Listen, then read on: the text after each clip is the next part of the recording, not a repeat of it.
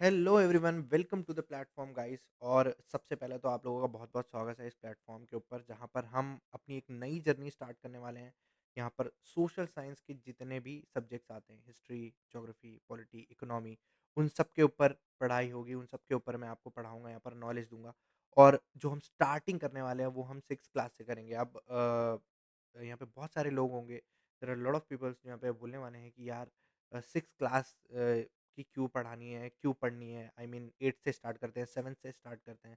But what I feel is कि basic is very important, आपको जब तक प्रॉपर बेसिक नहीं पता होगा, आपको कॉन्फिडेंस नहीं आएगा। अगर आपको ज़ीरो से पता है ना, तो आपको बहुत कॉन्फिडेंस आएगा। आप किसी के सामने भी खड़े होकर किसी भी एग्ज़ाम में बैठने जाओगे, तो आपको मालूम होगा कि येस, अ, जहाँ से भी ये सारी चीज़ें शुरू हुई हैं, मुझे वहाँ से ये चीज़ें पता हैं और मैं इस पेपर के लिए पूरी तरीके से प्रिपेयर हूँ। और रही बात एनसीईआरटी की, तो एक चीज़ मैं यहाँ पर आपको प्रॉमिस करना चाहता हूँ कि एनसीईआरटी से कोई भी क्वेश्चन अगर आएगा, आपसे वो मिस नहीं होने वाला है। इस बात की गारंटी पर्सनली मैं ले सकता हूँ, बिकॉज़ मेरी जो पीपीटीज़ होती हैं, जो मैं बनाता हूँ, वो मैं इन डेप्थ रिसर्च एनसीईआरटी के ऊपर करके बनाता हूँ और मेरा फ़ोकस ये रहता है कि आपको ज़्यादा से ज़्यादा कॉन्सेप्ट समझ आना चाहिए। रटने के ऊपर तो ऑब्वियस सी बात है, रोट लर्निंग तो अब गेम से बाहर हो चुकी है। अब कॉन्सेप्ट ये है कि आप कितना अच्छा विजुअलाइज़ करा सकते हैं, क्योंकि सोशल साइंस बहुत सारे बच्चों को ऐसा लगता है कि यार बोरिंग सब्जेक्ट है। मुझे भी लगता था भाई, 9-10 तक मैं भी सोया हूँ भाई सोशल साइंसेज़ की क्लासेस में। कोई बड़ी बात नहीं है, हर कोई ये करता है। बट आप ये चीज़ देखो ना कि जब भी हम कभी मूवी देखने जाते हैं हिस्टोरिकल, तो हमें यार बड़ा इंटरेस्ट आता है कि ये कितनी अच्छी मूवी है यार, मज़ा आ रहा है देख के, बहुत बढ़िया इंटरेस्टिंग लग रही है। वो हम भूलते भी नहीं है, ठीक है? फिर चाहे वो पद्मावत हो, फिर चाहे वो कोई भी मूवी हो, ये हम देखते हैं उसके ऊपर, वॉर्स के ऊपर मूवीज़ बनती हैं, बैटल्स के ऊपर मूवीज़ बनती हैं, वो हम कभी नहीं भूलते।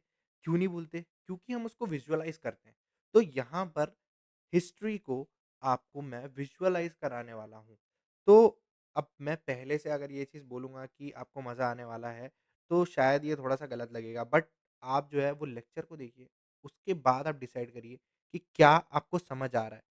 क्या जो तरीका मैंने अपनाया या जो तरीका मैं अपनी लाइफ़ में खुद की लर्निंग के लिए यूज़ किया हूँ, क्या वो बेनिफिशियल है या फिर नहीं है? सो बहुत सारी बातें हो गई है स्टार्टिंग में, बिकॉज़ ये पहला वीडियो, इसलिए मैं थोड़ा-सा यहाँ पर स्टडी ऑफ द स्टडीज़ थोड़ा-सा बात कर रहा हूँ, and which is important also for the students to understand कि कैसे चीज़ें चलने वाली, कैसे चीज़ें वर्क करने वाली हैं।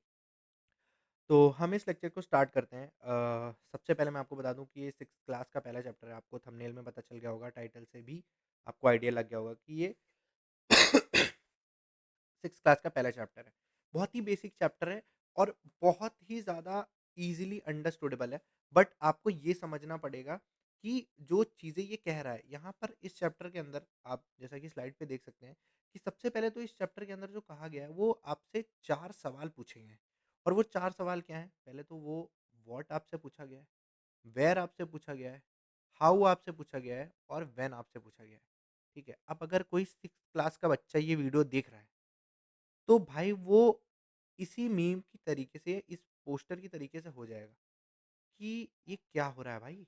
ये क्या पूछ रहे हो? ये चैप्टर का नाम तो ऐसा होता है ना कि भाई क्वाड्रेटिक इक्वेशन, तो मतलब क्वाड्रेटिक इक्वेशन के बारे में पढ़ेंगे, या फिर पैरानॉमियल्स, तो उसके बारे में पढ़ेंगे, या फिर किसी बैटल का नाम दे दिया उसके बारे में पढ़ेंगे, या अगर सोशल साइंस से ले लें तो मुगल्स हो गया, मॉडर्न हिस्ट्री हो गया, इन सब के बारे। ये कैसा चैप्टर का नाम है भाई? व्हाट, वेयर, हाउ, व्हेन, मतलब आते ही शुरुआत पूछ लिया, कुछ बताया ही नहीं। तो ये चैप्टर बेसिकली हमको ये बताता है कि हमको अभी से लेके 12th तक क्या पढ़ना है सोशल साइंस में, या to be very specific, history में क्या पढ़ना है? आखिर क्या पढ़ना है, क्यों पढ़ना है, कैसे पढ़ना है, चीज़ें आई कैसी? इसके बारे में ये पूरा चैप्टर है। और ये पूरा चैप्टर बेस्ड है सिर्फ़ किस चीज़ पे? वो बेस्ड है हमारा इन्हीं 4 सवालों के ऊपर, what, where, how and when. ठीक है? तो अब हम इस चैप्टर को स्टार्ट करते हैं, और यहाँ पर थोड़ा-सा मैं पेन चेंज कर लेता हूँ, क्योंकि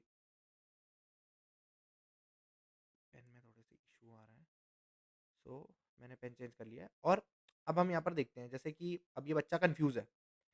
तो सामने जो बैठा बच्चा है ना, वो भी कन्फ्यूज़ है भाई। क्यों कन्फ्यूज़ है? क्योंकि उसके सामने ये 4 सवाल हैं और उसको नहीं पता कि भाई कुछ कॉन्टेक्स्ट तो दो। व्हाट किस कॉन्टेक्स्ट में बताएँ, वेयर किस कॉन्टेक्स्ट में बताएँ, हाउ किस कॉन्टेक्स्ट में बताएँ और व्हेन किस कॉन्टेक्स्ट में बताना है। अब सिर्फ़ व्हाट का तो कोई आंसर नहीं हो सकता ना, उसका तो मैं कुछ भी आंसर दे सकता हूँ कि तुमको व्हाट आई एम गुड या फिर मैं कुछ भी आंसर दे सकता हूँ। इन जनरल मैं कोई भी आंसर दे सकता हूँ। किसी कॉन्टेक्स्ट में हमें ये बात करनी पड़ेगी कि व्हाट आप सर जी किस कॉन्टेक्स्ट में पूछ रहे हो? जब तो मैं बता पाऊँगा। तो सबसे पहली बात तो ये हो गई। तो इससे हमें क्या ये हमें कैसे क्लियर होगा कि भाई कौन-सा कॉन्टेक्स्ट है? वो हमें सेकंड स्लाइड से क्लियर होगा। तो ये हमारी आ चुकी है सेकंड स्लाइड और यहाँ पर सेकंड स्लाइड में हमें व्हाट के प्रोस्पेक्टिव में चीज़ें पूछी गई हैं। अब यहाँ पे व्हाट दिया हुआ है और हम यहाँ पर कह रहे हैं कि व्हाट की मीनिंग क्या है? What can we know about the past? अब जो हमारा कीवर्ड है यहाँ पर वो है पास्ट। जो हमारा कीवर्ड है वो है पास्ट। हमारे जो इतिहास में हुआ है या जो हमारे पहले हुआ है, उसको हम पढ़ेंगे यहाँ पर व्हाट उसके कॉन्टेक्स्ट में पूछा गया है। व्हाट तो ऐसा भी हो सकता है ना कि अगर जैसे आजकल बाबा बहुत हो रहे हैं, आईआईटी वाले बाबा हो गए या फिर और बहुत सारे बाबाज़ आ रहे हैं मार्केट में, तो वो ये कहते हैं ना मैं फ्यूचर बता सकता हूँ। तो उसमें भी तो हो सकता है कि भाई what what will you tell about me? क्या बताओगे आप मेरे फ्यूचर के बारे में? क्या बता सकते हो आप मेरे बारे में? वो वाला नहीं, पास्ट। हम सोशल साइंस में जो व्हाट पढ़ते हैं, वो पढ़ते हैं पास्ट के रिस्पेक्ट में। जो भी चीज़ें हम पढ़ते हैं, वो पास्ट के रिस्पेक्ट में ही पढ़ते हैं, बेसिकली हिस्ट्री के अंदर। ठीक है? अब यहाँ पर कुछ पॉइंट्स हैं, जो एनसीईआरटी के बुक से ही निकाले गए हैं। एनसीईआरटी के बुक का जिस्ट है, मतलब आप मान लीजिए कि 2 पैराग्राफ थे, तो वहाँ पे जो 1 पैराग्राफ पूरा था, उसके अंदर से ये मैंने 5 पॉइंटर्स निकाले हैं व्हाट के अंदर से। ये आपने पढ़ लिया तो आपको समझ लो पूरी तरीके से व्हाट का कॉन्सेप्ट पहले चैप्टर में क्लियर हो जाएगा, ठीक है? तो शुरू करते हैं इसको। अब मान लेते हैं भाई एक कोई समझदार सा लड़का है जिसका नाम है सुमित, ठीक है? देखो सुमित वैसे तो इन जनरल समझदार नहीं होते, मेरी कम्युनिटी में जितने सुमित हैं, वो तो भाई बिल्कुल समझदार नहीं है, ठीक है? वो बेकार ही निकल जा रहे हैं भाई सारे सुमित। पर चलो ये सुमित है, ठीक है? इसको मैं समझदार मान लेता हूँ। मैंने इस सुमित को बोला भाई पकड़ा क्लास में, मैंने कहा भाई सुमित ये सवालों का तुमको जवाब देना है, ठीक है? सुमित ने कहा ठीक है सर, बहुत बढ़िया, मज़ा आ जाएगा इन सवालों का जवाब देके तो। मैंने कहा भाई व्हाट दे एट? तो सुमित ने सोचा कि भाई क्या खाते होंगे यार? ऐसा क्या खा लेते होंगे भाई? सुमित दिमाग लगा रहा है, मतलब सुमित स्मार्ट बनने की कोशिश कर रहा है। फिर सुमित ने बहुत दिमाग लगाने के बाद कहा कि सर बर्गर खाते होंगे सर, बर्गर, बर्गर खाते होंगे सर। तो मेरा थोड़ा-सा दिल टूटा कि भाई बर्गर तो तब नहीं होते होंगे, पर नहीं, सुमित सारे सवालों के जवाब देगा ना पहले, जब तो क्लास शुरू होगी। क्या पहनते थे? तो सुमित ने बोला सर जीन्स पहनते थे सर, लिवाइस की जीन्स पहनते थे। आप समझ ही नहीं रहे हो, बहुत पुराना ब्रांड है लिवाइस। ठीक है भाई, कहाँ रहते थे? तो उसने कहा सर घर में रहते थे सर। अब सुमित खुश है भाई, सुमित बहुत खुश है इतने टाइम। सुमित को लग रहा है भाई क्या खतरनाक आंसर दे रहा हूँ मैं, सर एकदम इम्प्रेस हुए पड़े हैं। How they survived? अब जब मैंने पूछा हाउ दे सर्वाइव्ड, तो सुमित मुझे जवाब दे रहा है कि भाई पबजी। सुमित लौंडा कैसा है? पबजी बहुत खेलता है। तो वो कह रहा है कि भाई प्ले ज़ोन के अंदर रह के सर्वाइव करते थे वो। समझ रहे हो? आंसर देखो तुम। ऐसे आंसर जब इंस्टाग्राम पे आते हैं तो लोग कहते हैं क्या सेवेज लड़का है। सेवेज लड़का नहीं गधा है गधा। पर आगे भी देखो। What they read? तो सुमित कह रहा है भाई उसकी आँखें ऐसे पढ़ेंगे इतिहास ये लोग, उसकी आँखें व्हाट दे प्ले। अब प्ले की तो बात ही मत करो यार, खेल के तो सब चले जा रहे हैं, ठीक है? तो ऐसे आंसर सुमित दे रहा है। ऐसे आंसर सारे बच्चे सोचते होंगे कि भाई ये आंसर हो सकता है। पर ये सारे के सारे आंसर गलत हैं और तुम सब भी गलत हो। और ये सोचने वाले जितने भी लौंडे हैं, वो पढ़ाई-लिखाई से तो दूर-दूर तक उनका रिश्ता नहीं। तो इन सबको जल्दी-जल्दी से मिटा देते हैं, ये बिल्कुल भी आंसर नहीं होंगे। जो लोग आराम से बैठ के सुन रहे थे ना कि भाई ये ऐसी खतरनाक चीज़ें हो सकती, नहीं, ये बिल्कुल आंसर नहीं होंगे इसके। अब आते हैं असली आंसर पे, क्योंकि सुमित को तो इसके बाद भाई डंडे ही डंडे पड़े हैं, पर हमें डंडे नहीं खाने हैं क्लास में। तो इसके लिए हम शुरू करते हैं। अब होता है व्हाट दे ईट, ठीक है? अब सबसे पहले कि भाई ऐसा क्या था जो वो खाते थे? अब हम यहाँ पर बात कर रहे हैं बहुत पुराने समय की। उस समय की हम बात कर रहे हैं जिस समय में ना हमारे पास पकाने के लिए कुछ था, ना हम पकाना जानते थे, ना हम उगाना जानते थे और ना हम हंटिंग करना जानते थे। हाँ भाई, एक ऐसा भी समय था जब हमको हंटिंग करनी तक नहीं आती थी। मतलब भाई मारना भी नहीं आ रहा है। आजकल तो देख रहे हो कितने लोग मारा-मारी कर रहे हैं। बिश्नोई साहब का तो नाम सुना ही होगा तुमने। तब मारना भी नहीं आ रहा था लोगों को। तो उस टाइम पर हम क्या खाते थे भाई? ये तो भाई बड़ा सवाल हो गया यार, हम क्या खाते थे? अब तो भाई बहुत पहले चले गए, अब तो सुमित का दिमाग क्रॉस हो गया भाई कि क्या खाते होंगे? उस टाइम पर जबकि मैं बात कर रहा हूँ, क्या पहनते होंगे? उस टाइम पर कहाँ रहते होंगे? उस टाइम पर कैसे सर्वाइव करते होंगे? और उस टाइम पर क्या पढ़ते होंगे? उस टाइम पर क्या खेलते होंगे? ये सारे सवाल हमारे दिमाग में आने चाहिए। अगर हम हिस्ट्री को सोच रहे हैं तो हमारे दिमाग में आना चाहिए, और हिस्ट्री को विजुअलाइज़ करने के लिए आपके दिमाग में ये क्वेश्चंस बहुत इंपॉर्टेंट है।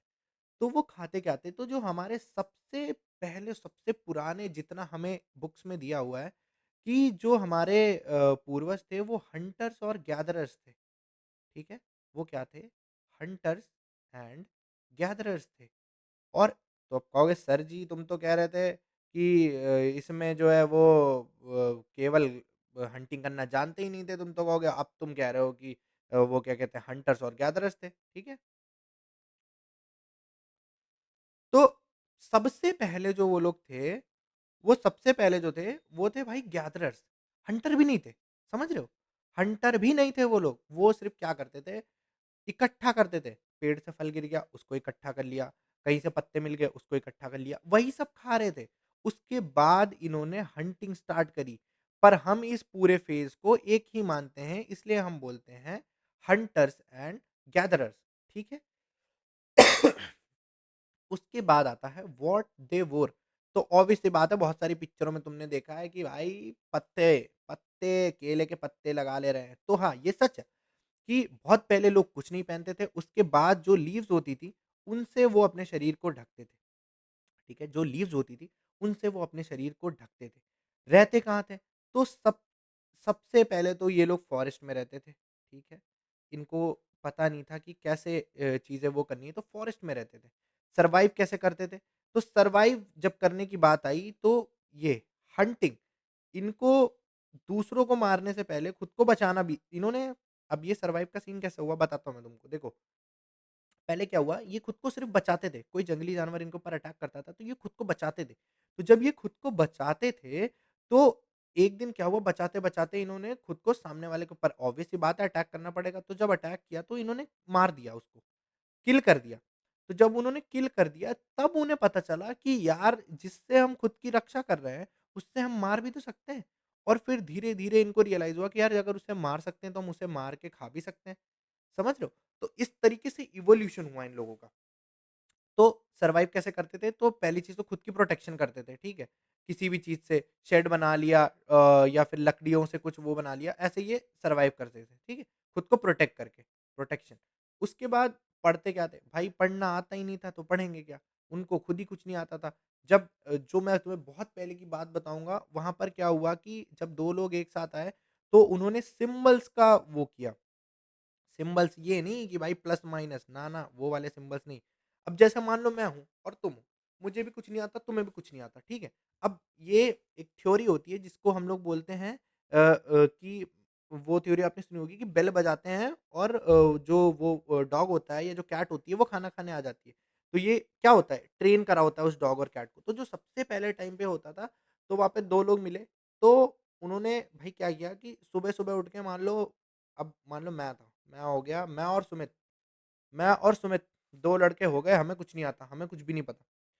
मैं और सुमित साथ में रह रहे हैं, हमें कोई नहीं पता, हमें सिंबल का आविष्कार करना है। अब मैं सुबह-सुबह उठा, मैंने घसीट के एक झापड़ मारा सुमित को और लहरा गया भाई, सुमित इधर 2 बार घूम गया और फिर सुमित ने भी पलट के मुझे एक झापड़ मारा, तो मैं भी थोड़ा बहुत लहरा ही गया क्योंकि भाई चोट लगी, दम से मारा था उसने। तो बेसिकली हुआ क्या कि जब हमने ऐसा 1 महीने तक कर लिया जब 1 महीने तक ऐसा कर लिया, तो ये एक ट्रेडिशन बन गया। ये एक सिंबल बन गया। जैसे सुबह उठ के एक्सरसाइज़ करनी चाहिए जो तुम लोग बिल्कुल नहीं करते हो, जो मैं करता हूँ, थोड़ा बहुत करता हूँ, कभी-कभी छोड़ भी देता हूँ और छोड़ो यार डिस्ट्रैक्ट मत करो टॉपिक से। तो जो एक ट्रेडिशन बन गया, महीने भर तक मैंने और सुमित ने एक-दूसरे को बहुत लपड़-ही-लपड़ मारे भाई, गाल लाल हो गए दोनों के। सबको लगने लगा वाह भाई कितने बढ़िया गाल है, लाल। नहीं भाई थप्पड़ चल रहे थे। तो एक ट्रेडिशन बना दिया, एक सिंबल बना दिया कि भाई सुबह उठते ही एक-एक झापड़ सबको मारना है। अब जो-जो हमारे साथ रहने आ रहे हैं वो सब एक चटी-चट, चटी-चट, चटी-चट, झापड़-ही-झापड़ मारे पड़े हैं एक-दूसरे को। इस तरीके के वो लोग सिंबल्स बनाते थे कि मान लो कुछ भी हो गया, ये ऐसे कर दिया, इसका ये अलग सिंबल है, ये इसका मतलब हेलो हो गया या फिर इसका मतलब हेलो हो गया। तो सिंबल्स बनाए। सिंबल्स के थ्रू वो कम्युनिकेट करते थे, उन्हें पढ़ना-वढ़ना नहीं आता था उतने टाइम, ठीक है? ये चीज़ हो गई। क्या खेलते थे? भाई तब देखो दिल के साथ तो नहीं खेलते थे, ये तो क्लियर बात है, ठीक है? क्योंकि उतने टाइम उनको ये सब पता आता नहीं था, वो उनको दिल मिलता था, खा जाते थे, उनका ऐसा सीन था। ये खेलना-कूदना उनके दिमाग में नहीं आता था, तो खेलने के नाम पे भाई कुछ भी, वो हंटिंग ही करते थे। वो शेर के बच्चों के साथ ही खेलते थे भाई, ऐसा समझ लो तुम। क्योंकि प्ले के बारे में एज़ सच कुछ एविडेंस नहीं है कि बहुत पहले के टाइम पे क्या करते थे, ठीक है? तो आई होप कि ये चीज़ क्लियर है कि खाते क्या थे, ठीक है? गैदर करके खाते थे, फ्रूट्स खाते थे, हंटिंग करके खाते थे, ठीक है? पहनते क्या थे? लीव्स पहन लेते थे, पत्ते पहन लेते थे, इन्हीं सब चीज़ों से। रहते कहाँ थे? फॉरेस्ट में रहते थे। सर्वाइव कैसे करते थे? तो एकदम बेसिक सी बात है भाई, दूसरों से अपनी सुरक्षा करके और दूसरों को मार के। पढ़ते क्या थे? सिंबल्स धीरे-धीरे करके जनरेट हो रहे थे और एज़ सच कुछ उनको सिंबल्स के थ्रू ही कम्युनिकेशन उनका होता था। खेलते क्या थे? कुछ भी खेल लेते थे भाई, कुछ भी डंडा उठा के मार दिया, पत्थर उठा के मार दिया, यही यही था उनका खेल। उनके में हॉकी, फुटबॉल, लूडो ये सब आया नहीं था ना तब, तो ये इसी से खेलते थे। तो अब आते हैं अपन किस पे? अब आते हैं अपन नेक्स्ट स्लाइड के ऊपर, ठीक है? नेक्स्ट स्लाइड पे आते हैं। भाई अपना अपना वॉट खत्म हो गया भाई, समझ रहे हो? वॉट खत्म हो गया भाई, वॉट खत्म ओ कोई बात नहीं भाई, इतना कुछ नहीं होता है। वॉट खत्म हो गया तो वेयर आ गया। एक चीज़ खत्म होती नहीं भाई, दूसरी आ जा रही है लाइफ में यार, इतना स्ट्रेस भाई। छोटे बच्चों को भी स्ट्रेस है, बड़े बच्चों को तो चलो है ही है स्ट्रेस, ठीक है? अब चलो टॉपिक पे आ जाते हैं, ठीक है? Where where refers to where they lived. अभी कहोगे सर यार तुम यार कैसे आदमी हो यार सर, अभी तुमने बताया कहाँ रहते थे भाई, जंगलों में रहते थे यार, पता चल गया यार, कितनी बार बताओगे भाई? मतलब हद कर दी यार, एक ही चीज़ बताए बड़ो, घसीटे बड़ो। थम जा भाई, सब्र कर ले भाई, थम जा यार, बता रहा हूँ यार, मुझे मौका दो, ठीक है? तो वेयर जंगलों में तो रहते थे, जंगल कहाँ थे? तुम घर में तो रहते ही हो, पर तुम्हारा घर कहाँ है? अगर तुमसे कोई पूछता है कि भाई कहाँ रहते हो? तो सुमित ने जैसे जवाब दिया था ना, घर में, पर घर कहाँ है तुम्हारा? तुम कहोगे इंडिया में, वो पूछेगा इंडिया में कहाँ? तुम कहोगे इंडिया में लखनऊ में, लखनऊ में कहाँ? लखनऊ में और पूछता ही चला जाएगा। तो इससे अच्छा है कि भाई मैप पे बता देते हैं, ठीक है? बिल्कुल सही बात होगी। अब देखो, तुमको स्लाइड के ऊपर दिख रहा होगा कि भाई ये इंडस वैली सिविलाइजेशन और अर्ली हड़प्पन सिविलाइजेशन। बेसिकली ये जो सिविलाइजेशन थी इसमें लोग ही तो रहते थे। हाँ भाई बिल्कुल लोग रहते थे सर। और ये जो यहाँ पे इंग्लिश के अंदर लिखा है जिसको नहीं समझ में आ रहा है मैं पढ़ के बता देता हूँ, ठीक है? Refers to where they lived. हाँ जी सर जी, वही जो कह रहे थे तुम। हाँ बिल्कुल वही बात है भाई। कोई अलग बात थोड़ी ना हो जाएगी यहाँ पे, जो हम कह रहे थे वही तो होने वाला है, बिल्कुल। अब भाई कहते हैं कि जंगलों में रहते थे। हाँ भाई, जंगलों में रहते थे। अब भाई जंगल कहाँ पे होते हैं? ये जंगल तो सर कहीं भी हो सकते हैं। ना भाई कहीं भी नहीं हो सकते। जंगल बेसिकली जो होते थे, वो बेसिकली होते थे रिवर्स के आसपास, क्योंकि वेजिटेशन को ग्रो करने के लिए वाटर की ज़रूरत होती थी। तो जो बहुत पहले के टाइम में, इनके भी पहले का, ये जो इंडस वैली सिविलाइजेशन है और जो हड़प्पन सिविलाइजेशन है, ये तो बहुत बाद की सिविलाइजेशन है, ठीक है? ये काफ़ी बाद के, इनके टाइम पे तो घर-वर हो गए थे, इन्होंने आस-पास पूरी सिविलाइजेशन एक तरीके से वो कर दी थी, बना दी थी। तो ये मैंने मैप उठाया हुआ है, ये ठीक है? ताकि मैं तुम्हें समझा सकूँ कि रिवर्स के आस-पास कैसे चीज़ें होती थी। मैं इससे भी पहले की बात कर रहा हूँ इस समय। इसकी भी बात नहीं कर रहा हूँ, इससे बहुत पहले की बात कर रहा हूँ, ठीक है? तो इससे बहुत पहले की बात में हम क्या करते हैं, हम यहाँ पे रिवर्स देखते हैं। जैसे देखो ये इंडस रिवर है, ठीक है? ये मैं मार्क कर रहा हूँ, शायद आपको दिख रही है। आप ध्यान से देखोगे तो आपको दिखेगी, ये इंडस रिवर है, ठीक है? अब क्या होता था कि मान लो, अब जैसे मैंने कहा ना, पहले वो क्या थे? पहले वो थे यार हंटर्स और गैदरर्स, ठीक है? गाइज़ रिपीट करो मेरे साथ, ठीक है? क्या थे वो? हंटर्स थे। हंटर्स के लिए उनको वो जंगल में ही रहते थे, ठीक है? तो हंटर्स थे, तो खाना तो यहाँ से मिल गया, सही है? बोलो सही है भाई, खाना तो यहाँ से मिल गया, पानी कहाँ से मिलेगा? पानी कहाँ से मिलेगा मेरे भाई? पानी मिलेगा रिवर्स से। इसीलिए जितने भी लोग रहते थे, वो रिवर्स के आसपास ही रहते थे, ठीक है? सही बात है? जितने लोग रहते थे, वो हमेशा रिवर्स के आसपास रहते थे ताकि उनको पानी जो है, वो प्रॉपर मात्रा में मिलता रहे। उसके साथ उनको कोई दिक्कत ना आए कि हाँ यार, पानी नहीं है या फिर ये दिक्कत आ रही है, वो दिक्कत आ रही है, फलाना दिक्कत आ रही है, ढमकाना, ये सारी चीज़ों से वो बचने के लिए जो है, क्या करते थे कि भाई रिवर के पास ही हमेशा से रहते थे, ठीक है? गाइस 1 सेकंड देना मेरे को, क्योंकि थोड़ा-सा बैटरी का इश्यू आ गया है। लेट मी जस्ट ना करेक्ट इट, ओके?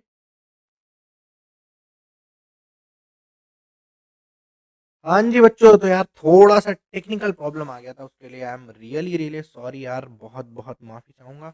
पर हम अपने टॉपिक पर वापस आते हैं और हमारा टॉपिक क्या था भाई? पानी, बिल्कुल, हमारा टॉपिक था भाई कि पानी के किनारे ही लोग रहते थे। हाँ जी भाई, बिल्कुल सही कह रहे हो, पानी के ही किनारे सब लोग रहते थे। तो पहला पॉइंट हमारा क्या हो गया? पहला पॉइंट हमारा हो गया कि भाई वाटर, पानी इम्पोर्टेंट है, उसी के किनारे रहते थे। अब यहाँ पर आप ध्यान से देखोगे अगर, ये देखो इंडस रिवर जा रही है, ठीक है? ये इंडस रिवर का पूरा पाथ है, ये ये इंडस रिवर का पूरा पाथ है। और ये जो मेन सिविलाइजेशन हमारी रही हैं, हड़प्पन हो, इंडस वैली सिविलाइजेशन हो, ये सारी रिवर्स के किनारे ही होती थी। बिकॉज़ आप खाना तो जंगल से ले लोगे, पर उसके अलावा जो बेसिक नेसेसिटी है, आप नहाओगे कहाँ से, आप पानी पियोगे कैसे, और आप पियोगे नहीं तो फिर आप ज़िंदा नहीं रह सकते हो। पानी तो बहुत इंपॉर्टेंट है लाइफ में। तो हमेशा इसी के किनारे होते थे। अब मैं आपको नेक्स्ट स्लाइड में दिखाऊँगा कि बेसिकली जो एक एक जो वाटर का स्रोत होता था, वो क्यों इम्पोर्टेंट होता था। अब आप देखो, अब आपके पास यहाँ पर एक स्लाइड है, स्लाइड नंबर 4, यहाँ पे आपको दिखेगा कि लोग जनरली करते क्या थे। अब अगर पानी होता है, तो पानी में आप सबसे पहले तो एक चीज़ मैं मिस कर गया था कि आप फिशिंग कर सकते हो, ठीक है? आप फिशिंग कर सकते हो, आपको इधर ये पॉइंटर्स लिख देता हूँ, ठीक है? आप फिशिंग कर सकते हो, बहुत सारे लोग जो है वो फिशिंग के ऊपर ही ज़िंदा रहते थे पहले। Sorry guys. तो बहुत सारे लोग फिशिंग के ऊपर ही ज़िंदा रहते थे। दूसरा, आप यहाँ पे देख रहे हो, यहाँ पे देखो आप थोड़ा-सा, जहाँ पे मैं पॉइंटर कर रहा हूँ आपको, आप यहाँ पे ध्यान दो, ये इतना बड़ा-सा इन्होंने ये बना रखा है, ठीक है? यहाँ पे ये लोग नहाते थे और अपना बाकी सारा काम करते थे। तो और इन्होंने देखो कैसे तरीके से कर रखा है। यहाँ पे वाटर का रिसोर्स है, ठीक है? ये रिसोर्स है वाटर का, ये रिसोर्स है वाटर का। अब यहाँ से इन्होंने ये, अब आजकल आप देखते होंगे कि ऐसे हमारे खेतों में होता है। जो बच्चे थोड़ा-सा विलेज से बिलॉन्ग करते हैं, उनको आइडिया होगा कि ऐसे करके हम लोग अपने खेतों तक पानी ले जाते हैं नहर से। यहाँ पे नहर होता है और वहाँ से हम अपने खेतों तक पानी को लेकर जाते हैं। तो इन्होंने ये बहुत पहले, आज से बहुत पहले इन्होंने ये चीज़ डिस्कवर कर ली थी कि यार पानी को हमें कहीं न कहीं यूज़ करना पड़ेगा और वो हमें यूटिलाइज़ करना पड़ेगा। तो अब देखो, ये ऐसी जगह पे रह रहे हैं जहाँ पे पानी है, ठीक है? तो इनके बहुत सारे नीड्स उससे पूरे होते थे। तो एक तो ये बात हो गई कि भाई पानी के आस-पास रहते थे, ठीक है? अब अगले पॉइंट पे आ जाते हैं। अब अगला पॉइंट हमारा क्या कहता है, हाँ जी भाई, अब अगला पॉइंट हमारा कहता है कि भाई पॉइंट्स कौन-कौन से हमें याद रखने हैं, ठीक है? पॉइंट्स हमें कौन-कौन से याद रखने हैं। तो जो पॉइंट्स हमको याद रखने हैं, सबसे पहले तो भैया हाइलाइटर पकड़ लेते हैं, और हाइलाइटर जो है वो बहुत इंपॉर्टेंट है, ठीक है? अब हमें पॉइंट कौन-कौन से याद रखने हैं, अब ये 3 पॉइंट मैंने लिख रखे हैं। Some of the earliest people who lived here were skilled gatherers, ये पॉइंट ही आपका बहुत इंपॉर्टेंट है कि आपके स्किल्ड, ये सारे जो मैं चीज़ें हाइलाइट कर रहा हूँ, ये जो मैं चीज़ें लिख रहा हूँ, ये आपको नोट्स के मतलब पीडीएफ में कन्वर्ट करके एक्सट्रीमली सॉरी गाइस, पीडीएफ में कन्वर्ट करके मैं आपको ये डिस्क्रिप्शन के अंदर डाल दूँगा, ठीक है? आप वहाँ से डाउनलोड कर सकते हो, तो कोई दिक्कत नहीं है। ये जितने भी पॉइंटर्स हम पॉइंट आउट कर रहे हैं ना, ये बेसिकली ये क्या है ना, ये कीवर्ड है। मतलब आपको पूरी बुक ना पढ़नी हो ना, आपको ये चैप्टर रिवाइज़ करना होगा और आप आओगे कि यार ये चैप्टर मेरे को रिवाइज़ करना है। मतलब एकदम ये चैप्टर मस्त हो जाए, मज़ा आ जाए मेरे को रिवाइज़ करके। तो जब आप वो चीज़ करोगे तो वो कैसे होगा? वो ऐसे होगा कि आप आओगे यहाँ पर और फटाफट से मस्त एकदम अपना वो कर लोगे, रिवाइज़ कर लोगे। तो चलो, तो आपको नोट्स मिल जाएँगे, इससे आपको काफ़ी फ़ायदा होगा, ठीक है? तो चलिए, अभी हमने क्या किया था? अभी हमने किया था कि हम ये स्किल्ड गैदरर्स को हाइलाइट कर देते हैं, ठीक है? स्किल्ड गैदरर्स को हाइलाइट कर दिया। अब that is people who gather there food. अब स्किल्ड गैदरर्स मतलब देखो, हर एक चीज़ की स्किल होती है भाई, हर एक चीज़ की स्किल होती है। अब तुम कहोगे अबे भाई खाना इकट्ठा करने में कौन-सी बड़ी बात है? कौन-सी बड़ी बात? नहीं, इकट्ठा करने में भी बड़ी बात है। जो स्किल्ड गैदरर्स होते थे, उनको मालूम होता था कि क्या गैदर करना है, क्या नहीं गैदर करना है, ठीक है?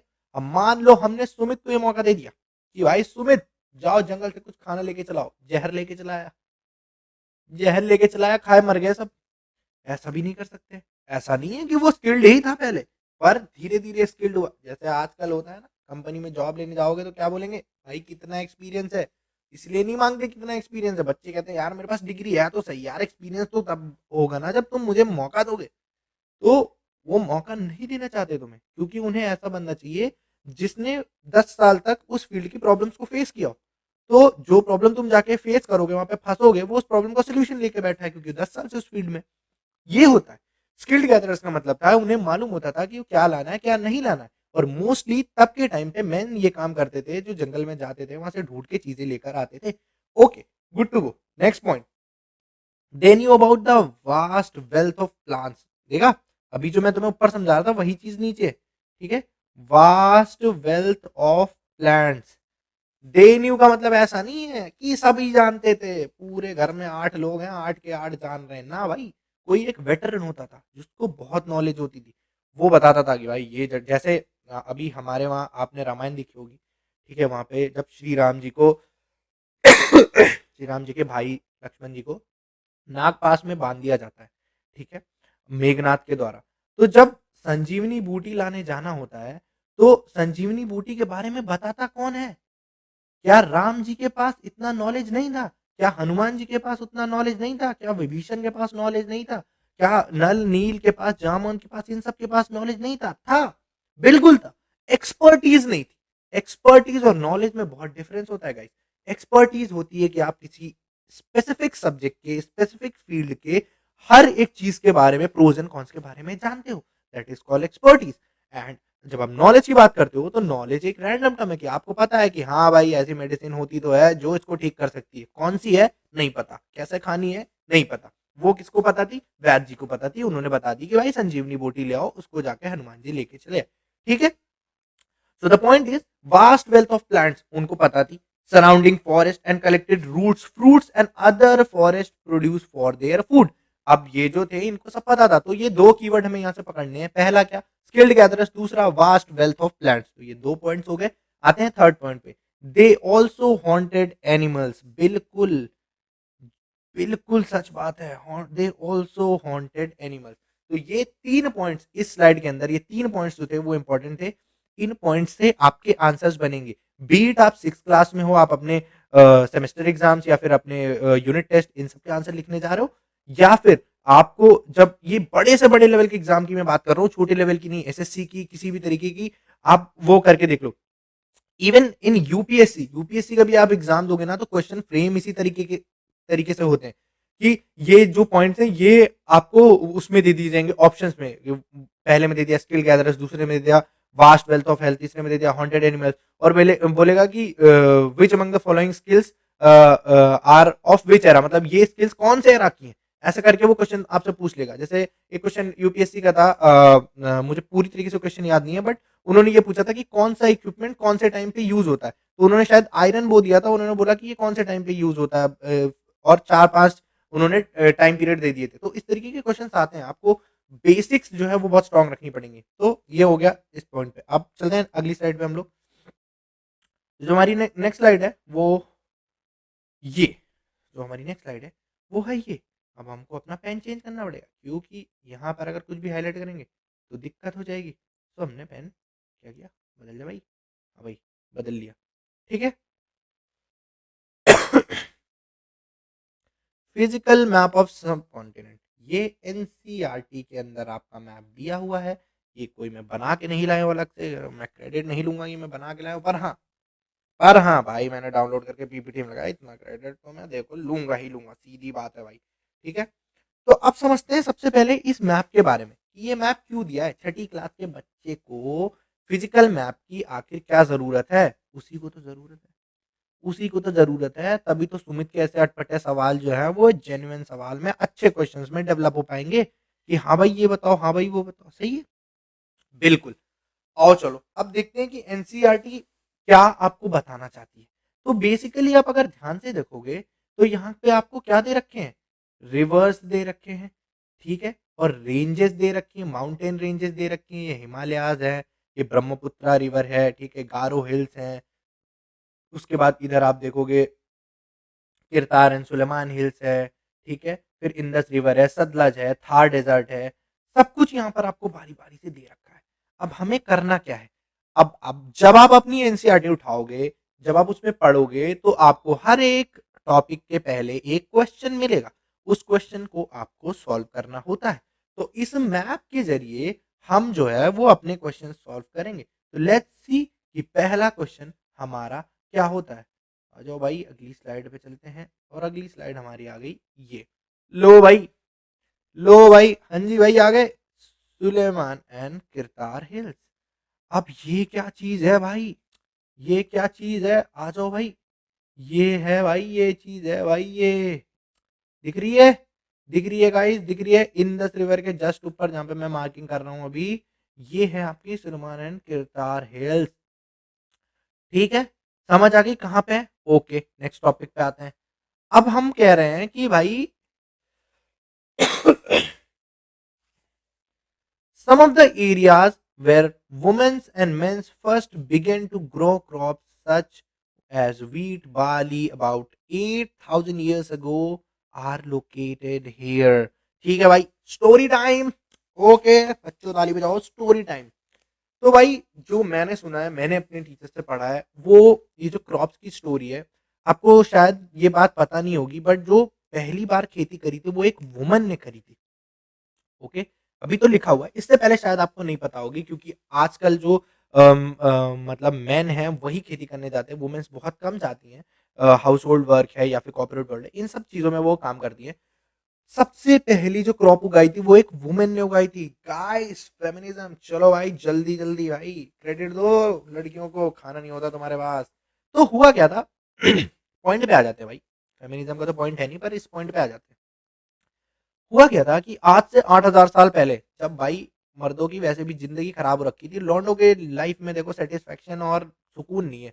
तो उनको क्या होता था, सुबह निकलना होता था और पूरे दिन जंगल में भटकना रहता था, चाहे गैदरिंग करके लाए चाहे हंटिंग करके लाए, शाम को खाना लाना होता था घर पे। ठीक है, फूड प्रोवाइडर्स होते थे वो। तो क्या हुआ कि भाई अब लेडीज लोग जो थे वो घर पे रहते थे, तो जब घर पे रहते थे तो उनने सोचा कि भाई क्या करें। तो उन्होंने कहा बैठते हैं एक जगह, कुछ नहीं करेंगे भाई, बैठेंगे। आजकल की लेडीज की तरह नहीं हमें बराबरी चाहिए, हमें काम करना नहीं। उनका सिंपल था, हम बैठते हैं ये खाना लेके आएंगे। सही है। तो वो एक जगह बैठे हुए थे, तो बैठे बैठे उन्होंने क्या किया, उन्होंने एक चीज ऑब्जर्व करी कि भाई एक पौधा उगा। ठीक है, आ जाओ यहाँ पे देखते हैं। एक ये पौधा, भाई कोई पौधे से मुझे जज नहीं करेगा, मैं पहले बता दे रहा हूँ, कोई नहीं जज करेगा। ठीक है, ये पौधा हुआ, यहाँ पे फ्रूट हुआ, फ्रूट लगा। ठीक है, सीड्स लगे, फ्रूट के अंदर सीड्स होते हैं। और ये क्या हुआ, ये फ्रूट नीचे गिरा यहाँ पे, इसके सीड्स जमीन में यहाँ पे वो हो गए पूरे। ठीक है, अंदर चले गए। ठीक, अब वो क्योंकि भाई लेडीज तो डेली बैठ रही है ना, लेडीज तो डेली बैठ रही है। अब अगर कोई और होता तो भूल जाता क्या भाई, ठीक है गिरा होगा, मेरे को क्या इतना थोड़ी काम है जिंदगी में कि यही देखें पौधा उग रहा नहीं उग रहा। तो लेडीज ने देखा कि भाई इसके पेड़ से फल गिरा और अगले 2-4 दिन में इधर ही से एक छोटा सा पौधा निकल आया।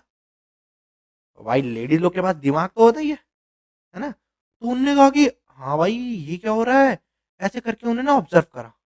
ठीक है? तो जब उन्होंने ऑब्जर्व करा तो उन्होंने कहा भाई ये तो सही चीज़ है, इसको हम खाते भी हैं। ये पेड़ ऐसा था जिसको ये खाते थे। तो उन्होंने कहा यार इसको तो हम खाते हैं और ये अपने आप नहीं उग रहा। इसको तो अगर इसके बीज को यहाँ पे लगा दें तो ये उग जा रहा है। फिर इन्होंने क्या करा, इन्होंने कहा कि भाई चलो एक्सपेरिमेंट करते हैं। चलो, चलो, चलो। तो इनने क्या करा कि हाँ भाई खाली ज़मीन ली। ली क्या, खाली ज़मीन थी वहाँ पे भाई, खाली ज़मीन थी। वहाँ पे इनने इधर से फ्रूट उठाया और इधर इधर गिर दिया, इधर बो दिया। अब इनने इधर की बजाय इधर बैठना शुरू कर दिया कि अब तो यहाँ बैठेंगे। जब ये यहाँ बैठे तो इनने देखा कि भाई यहाँ पे भी फ्रूट निकल आया, पेड़ निकल आया। ओ भाई ये बात क्रैक कर दिया भाई, पूरी फार्मिंग ही क्रैक कर दी। तो इस तरीके से गाइस वुमेन्स ने पहली बार क्रॉप को ऐसे उगा कर देखा या उगते हुए देखा। ठीक है। अब यहाँ पे तो देखो वुमेन एंड मेन लिखा है। First began to crop such as wheat, barley about 8,000 years ago. पर इसमें वुमेन का ज़्यादा रोल था। जो मैं बता रहा हूँ मेरी बात मान लो भाई, मजाक में मत लेना, मैं मजाक में बोल रहा हूँ, सच है भाई, वुमेन का ज़्यादा रोल था। ठीक, ये हो गया हमारा पॉइंट। अगला पॉइंट क्या है? अगला पॉइंट ये है people also began rearing animals like sheep, goat. ठीक है, एंड कैटल अपने गाँव के अंदर।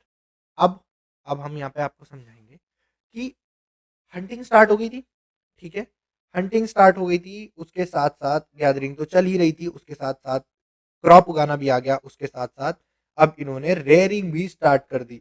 What is rearing? पशुपालन। पशुपालन मतलब किसी जैसे आज हमारे यहाँ गोट्स को रेयर किया जाता है, हमारे यहाँ काउस को गाय माता को ऐसे रखा जाता है, पाला जाता है और भी बहुत सारे एनिमल्स हैं जिनसे हमें थोड़ा बहुत कुछ मतलब एडिबल कंटेंट मिलता है। वो हम जो है रेयर करते थे पहले। मतलब अब की तरह नहीं भाई कि टॉर्टॉइस को वो कर रहे हैं, रेयर कर रहे हैं, बिल्ली को कर रहे हैं और कुत्ते को कर रहे हैं, ऐसे नहीं। पहले के टाइम के लोग वाक़ई स्मार्ट थे। आज के बनावटी नहीं, पहले की तरह स्मार्ट थे। तो उनका कॉन्सेप्ट क्या था? उनका कॉन्सेप्ट ये था कि भाई जो हमें कुछ दे सकते हैं एडिबल कंटेंट, उनको हम रेयर करेंगे। ठीक है? तो ये पॉइंट हो गया। सुलेमान और किरतार हिल्स क्यों इंपॉर्टेंट है? Why it is important? It is important because ये जो इंसिडेंट हुआ था क्रॉप ग्रोइंग वाला, वो इसी एरिया में हुआ था, सुलेमान एंड किरतार हिल्स में। तो अगर कोई बोलेगा कि फर्स्ट टाइम क्रॉप कहां पर ग्रो हुए थे, तो वो हुए थे कहां पर? सुलेमान एंड किरतार हिल्स के अंदर। ठीक है, तो ये इसलिए ये Sulaiman and Kirthar hills important है। आगे आप लोगों को ये क्वेश्चंस में मिले। ठीक है, चलो अगले पॉइंट पे आते हैं। नेक्स्ट पॉइंट क्या है? The Vindhyas. The Vindhyas, okay, back to where? Back to map. चलो भाई, ढूंढो ढूंढो ढूंढो। विंध्यास कहाँ है? ढूंढो। विंध्यास कहाँ है? ढूंढो। थार के पास है, थार के पास है, थार के पास है, थार ये है भाई, ये है, ये मिल गया, ये मिल गया, ये मिल गया, विंध्यास मिल गया भाई। विंध्यास मिल गया और ये नर्मदा रिवर भी मिल गई।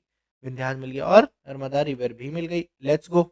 अब आ जाते हैं पॉइंट के ऊपर। ठीक है, थोड़ा सा सीरियस पढ़ाई, थोड़ा सा सीरियस पढ़ाई इंपॉर्टेंट है, इंपॉर्टेंट है गाइस। ठीक है, Vindhyas, okay. The place where rice was first grown are the north of Vindhyas. ठीक है, अब आप सोचोगे कि यार कैसी बातें कर रहे हो, कैसी बातें कर रहे हो तुम? तो ऐसे ऐसे बताओगे कि फिर दाल कहीं होगी और चावल कहीं होगा और ऐसे ऐसे, तो बहुत बड़ा सिलेबस हो जाएगा। तो नहीं भाई, सबका नहीं बता रहे। जो इम्पोर्टेंट है वही बता रहे हैं, जो पेपर में आता है वही बता रहे हैं, जो तुम्हारे क्वेश्चन पेपर में आएगा वही बता रहे हैं, तो इसलिए रिलैक्स रहो। मैं खुद ही नहीं ज़्यादा पढ़ाना चाहता।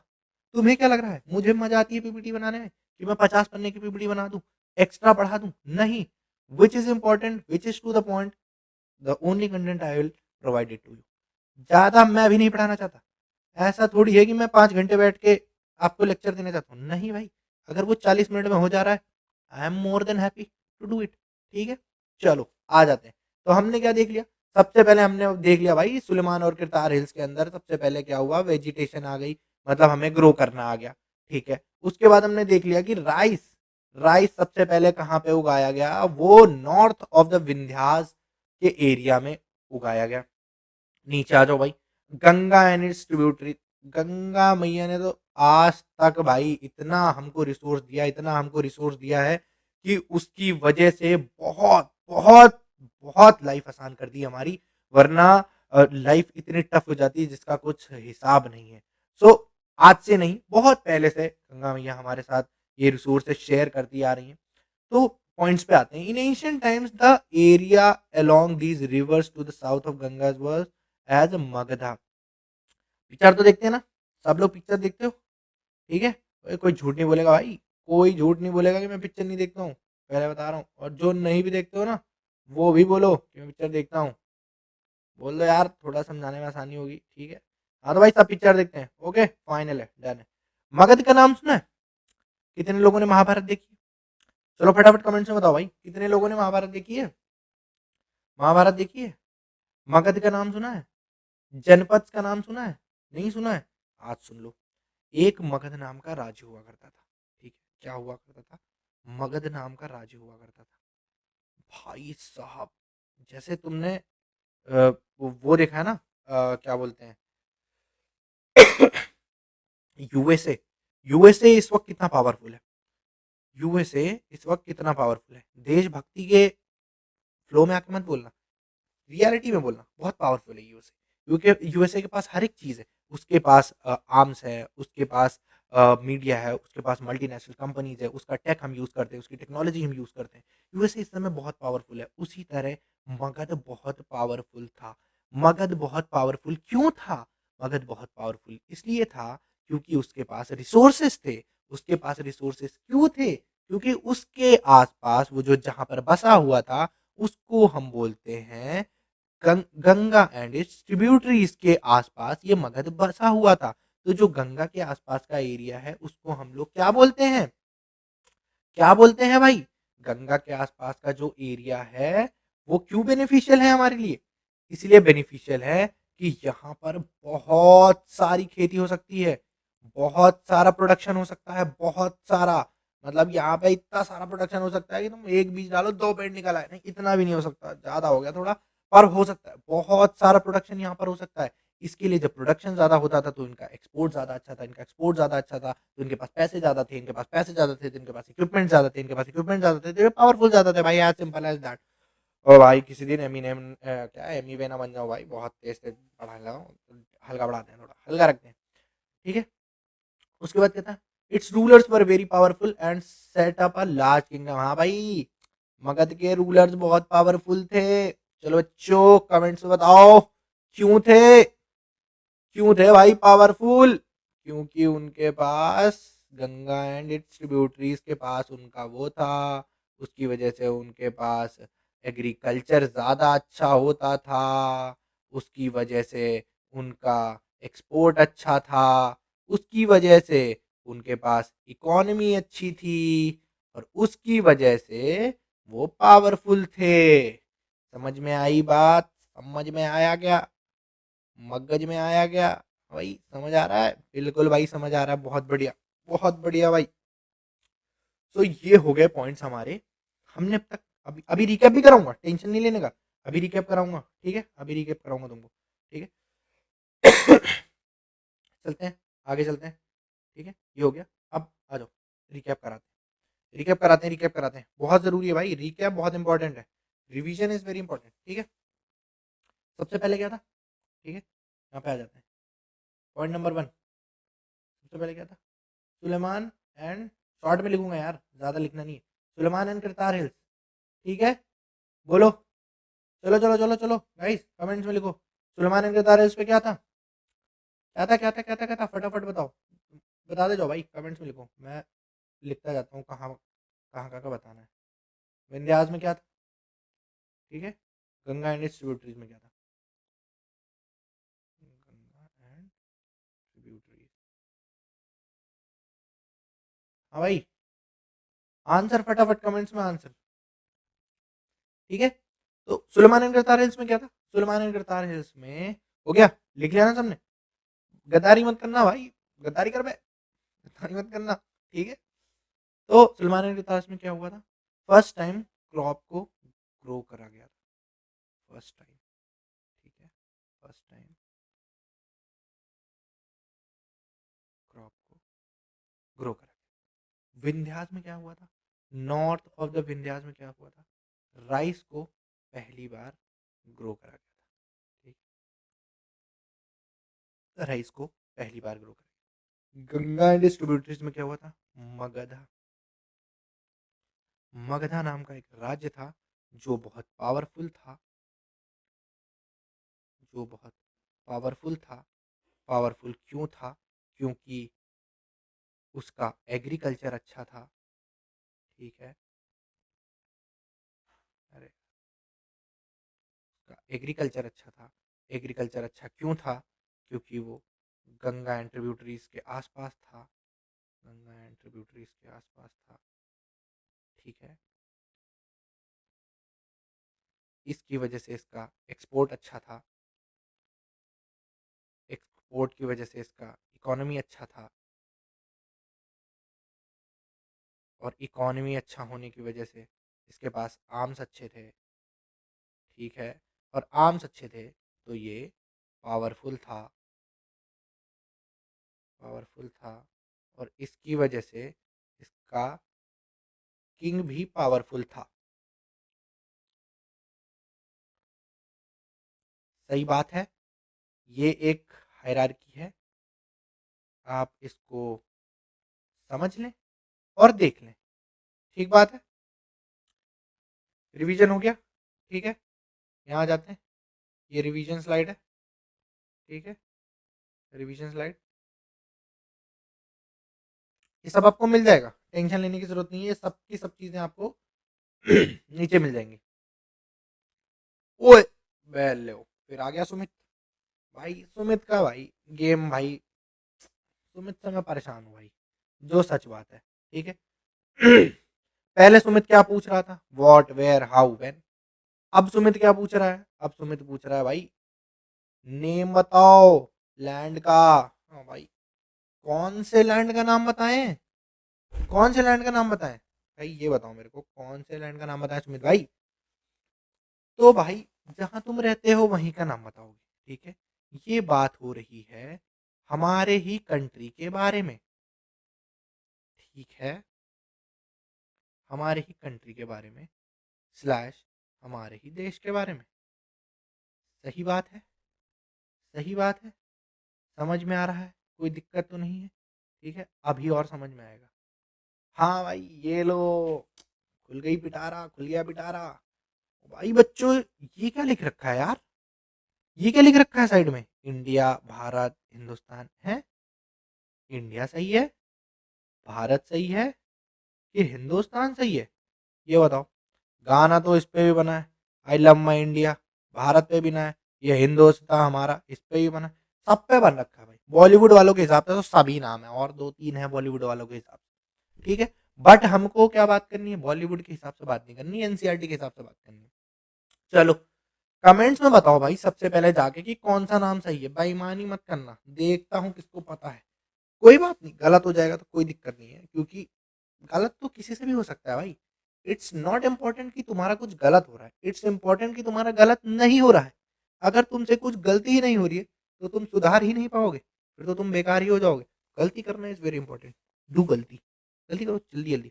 तो तीन नाम है हमारे पास, इंडिया भाई, भारत, हिंदुस्तान, तीन नाम, ठीक है? अब इनका हिस्ट्री समझते हैं कि भाई ये कहाँ से आए। कौन ऐसा आदमी था जो तीन तीन नाम देके चला गया है? उसको एक नाम से संतुष्टि नहीं मिली, तो उसने अपने को तीन तीन नाम पकड़ा दिए कि लो भाई एक नाम नहीं, तीन नाम, एक नाम से काम नहीं चलेगा। सही है? आ जाओ भाई, नेक्स्ट स्लाइड पे चलते हैं। आ जाओ भाई, ये आ गई हमारे पास दूसरी स्लाइड हमारी। अब इसमें बात करते हैं, ठीक है? Two of the words we often use for our country are India and Bharat. Hindustan को थोड़ा सा 2 मिनट के लिए साइड कर दो यार, चलो कर दो भाई, कर दो, कोई दिक्कत नहीं। अभी बात करते हैं किसकी? इंडिया, दैट इज ये भारत, ठीक है? भारत, हाँ भाई, भारत हो गया। दो नामों से हम लोग बोलते हैं कि भाई भारत देश है मेरा, इंडिया देश है मेरा, ठीक है? इस पे मारपीट चलती रहती है, लड़ाई। और हमारे कॉन्स्टिट्यूशन में भी तो लिखा हुआ है। क्या लिखा हुआ है हमारे कॉन्स्टिट्यूशन में? क्या लिखा हुआ है हमारे कॉन्स्टिट्यूशन में? कोई बात नहीं, अगर तुम सिक्स के स्टूडेंट हो और तुम्हें नहीं पता पता कि क्या लिखा है कॉन्स्टिट्यूशन में, तो कोई बात नहीं, तुम्हारी माफी है।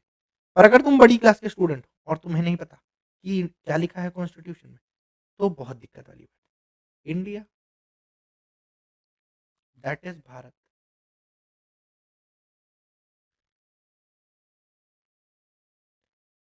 इसी स्टेटमेंट पे बड़ा बवाल भी हुआ है, बड़ा कंट्रोवर्शियल स्टेटमेंट है। लोगों ने कहा कि इसको ऐसा क्यों कहा गया है, ऐसा क्यों कहा गया कि इंडिया दैट इज भारत। ये इंडिया तो अंग्रेजों ने नाम दिया था, ठीक है? इसको क्यों कहा गया India that is Bharat? Bharat that is India कहा जाना चाहिए था, क्योंकि इंडिया से पहले भारत था। इस पे बड़ा वो हुआ, कन्फ्लिक्ट हुआ, कंट्रोवर्सी हुई। हमको नहीं पढ़ना कंट्रोवर्सी में, हमको पढ़ाई करनी है। आगे चलते हैं। The word India comes from Indus. Indus क्या?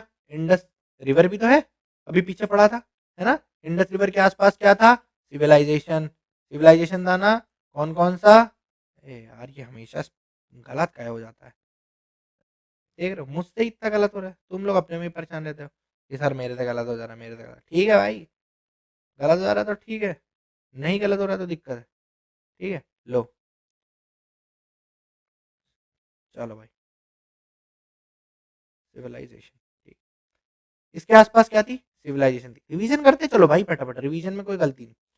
अब क्या करें, the word India comes from Indus called Sindhu in Sanskrit. Indus को क्या बोलते हैं, इंडस को क्या बोलते हैं, सिंधु ही तो बोलते हैं, है कि नहीं। Indus valley civilisation, Sindhu, Indus को सिंधु ही बोलते हैं। ठीक है, चलो आगे आ जाओ। तो the Iranians and the Greeks who came through the north west about, बताओ, यही मेरे को सबसे खराब लगता है हिस्ट्री में। मेरे को भाई सबसे खराब अगर कुछ हिस्ट्री में लगता है तो वो यही लगता है कि कोई आदमी जिसके पास कोई काम धंधा नहीं है, कुछ कुछ भी नहीं है उसके जीवन में, वो झोला वोला लेके कहीं भी चल दे रहा है। अब अच्छा हो गया, मुझे बहुत अच्छा लगता है कि हर कंट्री से दूसरे कंट्री के जाने के बीच में वीजा लगता है, पासपोर्ट लगता है, चेकिंग होती है, सब कुछ मजा, बहुत बढ़िया। कोई फर्जी घूम नहीं पा रहा है, कोई बिना मतलब का सिलेबस नहीं बढ़ा रहा है हम लोगों का। इससे पहले ना ये जो दिखाते ना 2500 साल पहले, हाँ, क्योंकि 2500 साल पहले पासपोर्ट नहीं लगता था, 2500 साल पहले वीजा नहीं लगता था, कोई कहीं भी घूम रहा है। देखो ईरान वाले कहाँ चले आए भाई, चुपचाप अपने वहां रहते ना, यहाँ आने की क्या जरूरत थी, लेकिन नहीं, इनको दिक्कत थी, तो ये वहां से चले और चल के कहाँ गए भाई, 2500 साल पहले ये इधर आ गए। और जब ये यहाँ आए तो इन्होंने क्या बोला, इन्होंने इंडस के आसपास रहने वाले लोगों को बोल दिया हिंदूस। अरे मेरे भाई, दो लोगों में कंफ्यूजन कम थी, इंडिया और भारत में, क्योंकि इनने भाई इनको बोलना थोड़ी आ रहा है। अब जैसे हम लोग है ना, वो हमारे यहाँ पे आते हैं जब ब्रिटिशर्स या फिर जब अमेरिकन, तो वो क्या बोल, नमस्ते नमस्ते नमस्ते, यो नमस्ते। अबे तो यही तो होगा, जब ऐसे ऐसे लोग बाहर जाएंगे तो ये होगा। अब वो इंडस को भी नहीं बोल पा रहा सही से, उसने हिंदोस बोल दिया। ले एक हिंदुस्तान वाले का भी आ गया भाई मैटर। ठीक, और आ जाओ। The lands of east of reverse were called India. The land of east of the river मतलब किसकी बात हो रही है, एक ही की बात। ये जितने लोग आ रहे थे सब एक ही का गलत नाम ले रहे थे, इंदस का। पता नहीं उससे क्या इनको प्यार हो गया था भाई, इंदस। इंडस के ईस्ट का जो लैंड था उसको कहा गया इंडिया। तो ये इंडिया नाम हमारा कहाँ से आया, आ जाओ भाई इधर रख लो, इंडिया नाम हमारा कहाँ से आया। इंडस के जो ईस्ट में लोग रहते थे, इंडस के ईस्ट में, इंडस के ईस्ट में उनको कहा गया इंडिया। ठीक है, जो आज हमारे कंट्री का नाम। The name Bharat, the name Bharat was used for a group of people who lived in the north west। North west में जो रहते थे, नॉर्थ किधर होता है बता बेटा सुमित, ऊपर, वेस्ट किधर होता है, समझाना पड़ेगा गाइस। ये देखो ऐसा होता है, समझा देता हूँ। इधर होता है नॉर्थ, इधर होता है साउथ, इधर होता है ईस्ट, इधर होता है वेस्ट। ठीक है, तो जब ये बोल रहा है कि पीपल ऑफ नॉर्थ वेस्ट, तो मतलब इधर कहीं के लोग, इस एरिया के लोग, ये होता है नॉर्थ वेस्ट। ठीक है, नॉर्थ वेस्ट, नॉर्थ वेस्ट के जो लोग हैं उनको कहा जाता था Bharata. And who are mentioned in the Rigveda, इनका मेंशन ऋग्वेद के अंदर भी किया गया है इन लोगों का। ठीक है, तो ये हो गई हमारी इस स्लाइड। अब इस स्लाइड का रिकैप करना पड़ेगा आपको। जो देखो स्टैटिक, स्टैटिक है ना ये सब, स्टैटिक का मतलब क्या होता है, मतलब याद करने वाली चीज है ना, इसमें बहुत ज्यादा एक्सप्लेनेशन है नहीं। क्योंकि अब अगर इंडस के ईस्ट में जो लोग रहते थे उनको इंडिया कहा जाता है, तो इसको कैसे एक्सप्लेन करोगे आप, ये आपको याद करना पड़ेगा। स्टोरी मैंने तुमको समझा दी कि आपको ये पता रहे कि हाँ रिवर्स, सारा गेम रिवर्स के आसपास चल रहा है इस पूरे चैप्टर में, अगर तुमने ध्यान से पढ़ा हो तो। ठीक है, एंड आई होप कि तुमने ध्यान से पढ़ा है, क्योंकि मैं ध्यान से पढ़ा नहीं रहा हूँ, तुम ध्यान से पढ़ कैसे रहोगे। ठीक है, आगे चलते हैं। ठीक, आ जाओ भाई, खतरनाक चीजें दिखाऊंगा, छोट हल्का काम नहीं है भाई, अपने पास भी हल्का काम नहीं है। How to find our past. ठीक है, अब एनसीईआरटी के दिमाग में ना, एनसीईआरटी मेरे को कभी कभी ऐसा लगता है ना, एनसीईआरटी भाई, एनसीईआरटी लिखी तो किसी बढ़िया आदमी ने होगी, पर एनसीईआरटी के जो सवाल है ना वो किसी बच्चे से पूछे जाते होंगे, कि मतलब जैसे 8-10 बच्चे बिठा दिए और उससे बोल दिया, ऐसे सर्कल में बिठा दिए कि भाई सवाल पूछो, तो उसने कोई अतरंगी सवाल सवाल पूछ लिया कि भाई how to find our past, ढूंढ के बताओ भाई कैसे, कैसे होगा पास्ट हमारा, कैसे ढूंढेंगे पास्ट को। अरे क्यों ढूंढेंगे भाई, वाई होना चाहिए। क्यों ढूंढेंगे पास्ट को, नहीं ढूंढेंगे पास्ट को अगर नहीं ढूँढते तुम लोग पास्ट को, तो आज बच्चों को, बेचारों को ये पढ़ना नहीं पड़ रहा होता। पर कोई बात नहीं, अगर नहीं पढ़ना पड़ रहा होता तो मैं पढ़ा भी नहीं रहा होता। कोई दिक्कत नहीं, आ जाओ। अब जब इन्होंने सवाल पूछ ही लिया है, तो इसका जवाब भी यहीं दे देते। There are several ways of finding our past in the past. वाह! क्या लाइन लिखी है एनसीईआरटी ने। वाह भाई वाह! तालियाँ, तालियाँ आ जाओ कमेंट सेक्शन में, तालियाँ, तालियाँ लिख के आओ भाई। There are several ways of finding out about the past. बिल्कुल, बहुत सारे तरीके हैं, बहुत, बहुत, बहुत ही ज़्यादा। अब एक समझ लेते हैं। One is to search for and read books that were written long ago. अब लो, सुमित हो गया गुस्सा इसी बात पे कि यार सर जी कैसी बात करते हो तुम, अभी तो तुम कह रहे थे कि ये लोग जो है इनको कुछ खेलना नहीं आता था, वो पढ़ना नहीं आता था, ये वो, और अब तुम कह रहे हो कि बुक से पढ़ लो। तो बुक्स तो लिखी ही नहीं गई होंगी, बुक्स तो लिखी ही नहीं गई होंगी उस टाइम पे। बिल्कुल सही सुमित भाई, तुम्हारा दिमाग इतना अच्छा कैसे चलने लगा है, लॉजिकल क्वेश्चन कैसे पूछ रहे हो।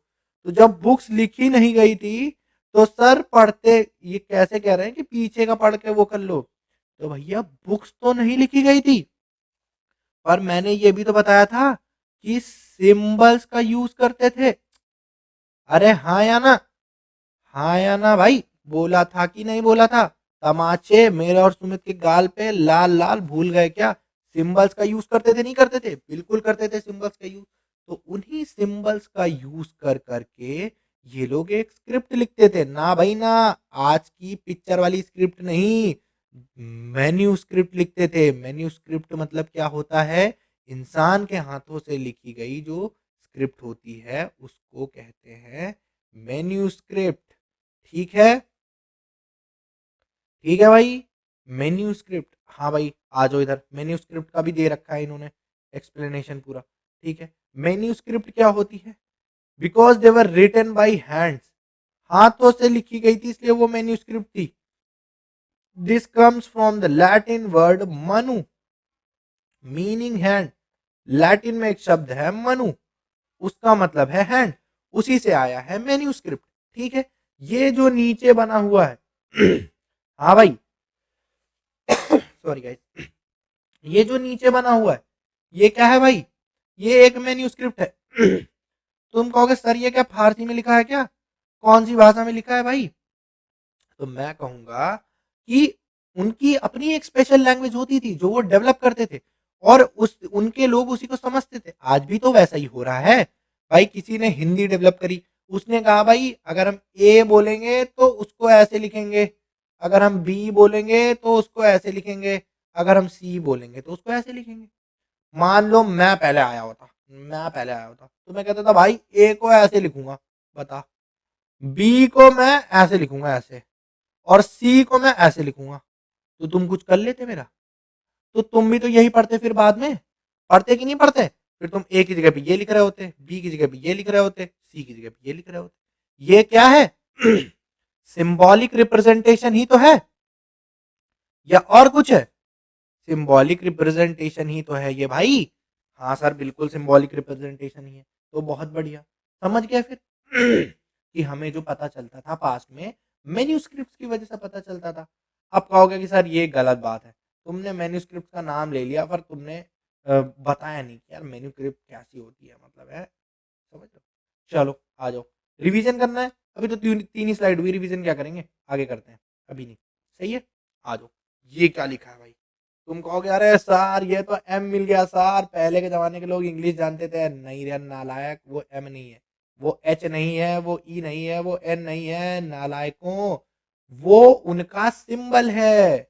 बोला ना, क्या बोला, सिंबॉलिक रिप्रेजेंटेशन, सिंबॉलिक रिप्रेजेंटेशन मेरे बेटे, सिंबॉलिक रिप्रेजेंटेशन। सही है, बिल्कुल सही है। नहीं, ठीक है।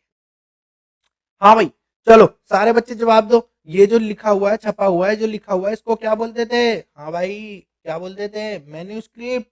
क्या बोलते थे, मेन्यूस्क्रिप्ट बोलते थे। हाँ भाई मेन्यूस्क्रिप्ट बोलते थे। हाँ भाई बोलो, सुमित भाई मेन्यूस्क्रिप्ट, हाँ सर मेन्यूस्क्रिप्ट। हाँ भाई राहुल भाई मेन्यूस्क्रिप्ट, हाँ सर मेन्यूस्क्रिप्ट। हाँ भाई योगेश भाई मेन्यूस्क्रिप्ट, हाँ भाई मेन्यूस्क्रिप्ट। गलत, गलत हो गया, लो भाई गलत हो गया। अब कहोगे अरे सर यार तुमने अभी तो बताई थी यार कि इसको मैन्युस्क्रिप्ट कहते हैं, अब तुम खुद ही अपनी बात से पलट रहे हो। ना भाई पलट ना रहे यार, आगे भी तो बताएंगे कि ना बताएंगे। तुम तो यार ऐसे नाराज हो रहे हो, नाराज नहीं होना भाई। आ जाओ, नीचे की लाइन देखो, ऊपर की मत देखना, नीचे की देखो। ओ भाई ये क्या बन गया, ये क्या बन रहा है भाई, दिल दुल नहीं बन रहा है भाई, क्या है ये? चलो सही हो गया भाई। इंस्क्रिप्शन, अब ये क्या नहीं वाला है गुरुजी? इंस्क्रिप्शन, स्टोन्स पे जो लिखी जाती है, जो स्क्रिप्ट लिखी जाती है, राइटिंग्स होती हैं, उनको बोलते हैं इंस्क्रिप्शन। इंस्क्रिप्शन, ठीक है। इंसानों के हाथ से जो लिखी जाती है नॉर्मली, वो क्या होती है? वो क्या होती है? चलो जल्दी बताओ भाई, जल्दी बताओ, कमेंट्स में बताओ, वो क्या होती है? ऊपर दिखाता हूँ तुम्हें। हाँ भाई, क्या होती है? मुंह से बोलो, मुंह से, मैं तो बोल ही रहा हूँ तब से, तुम नहीं बोल रहे बेटे। मेन्यू स्क्रिप्ट, ठीक बात है, समझ आ गई।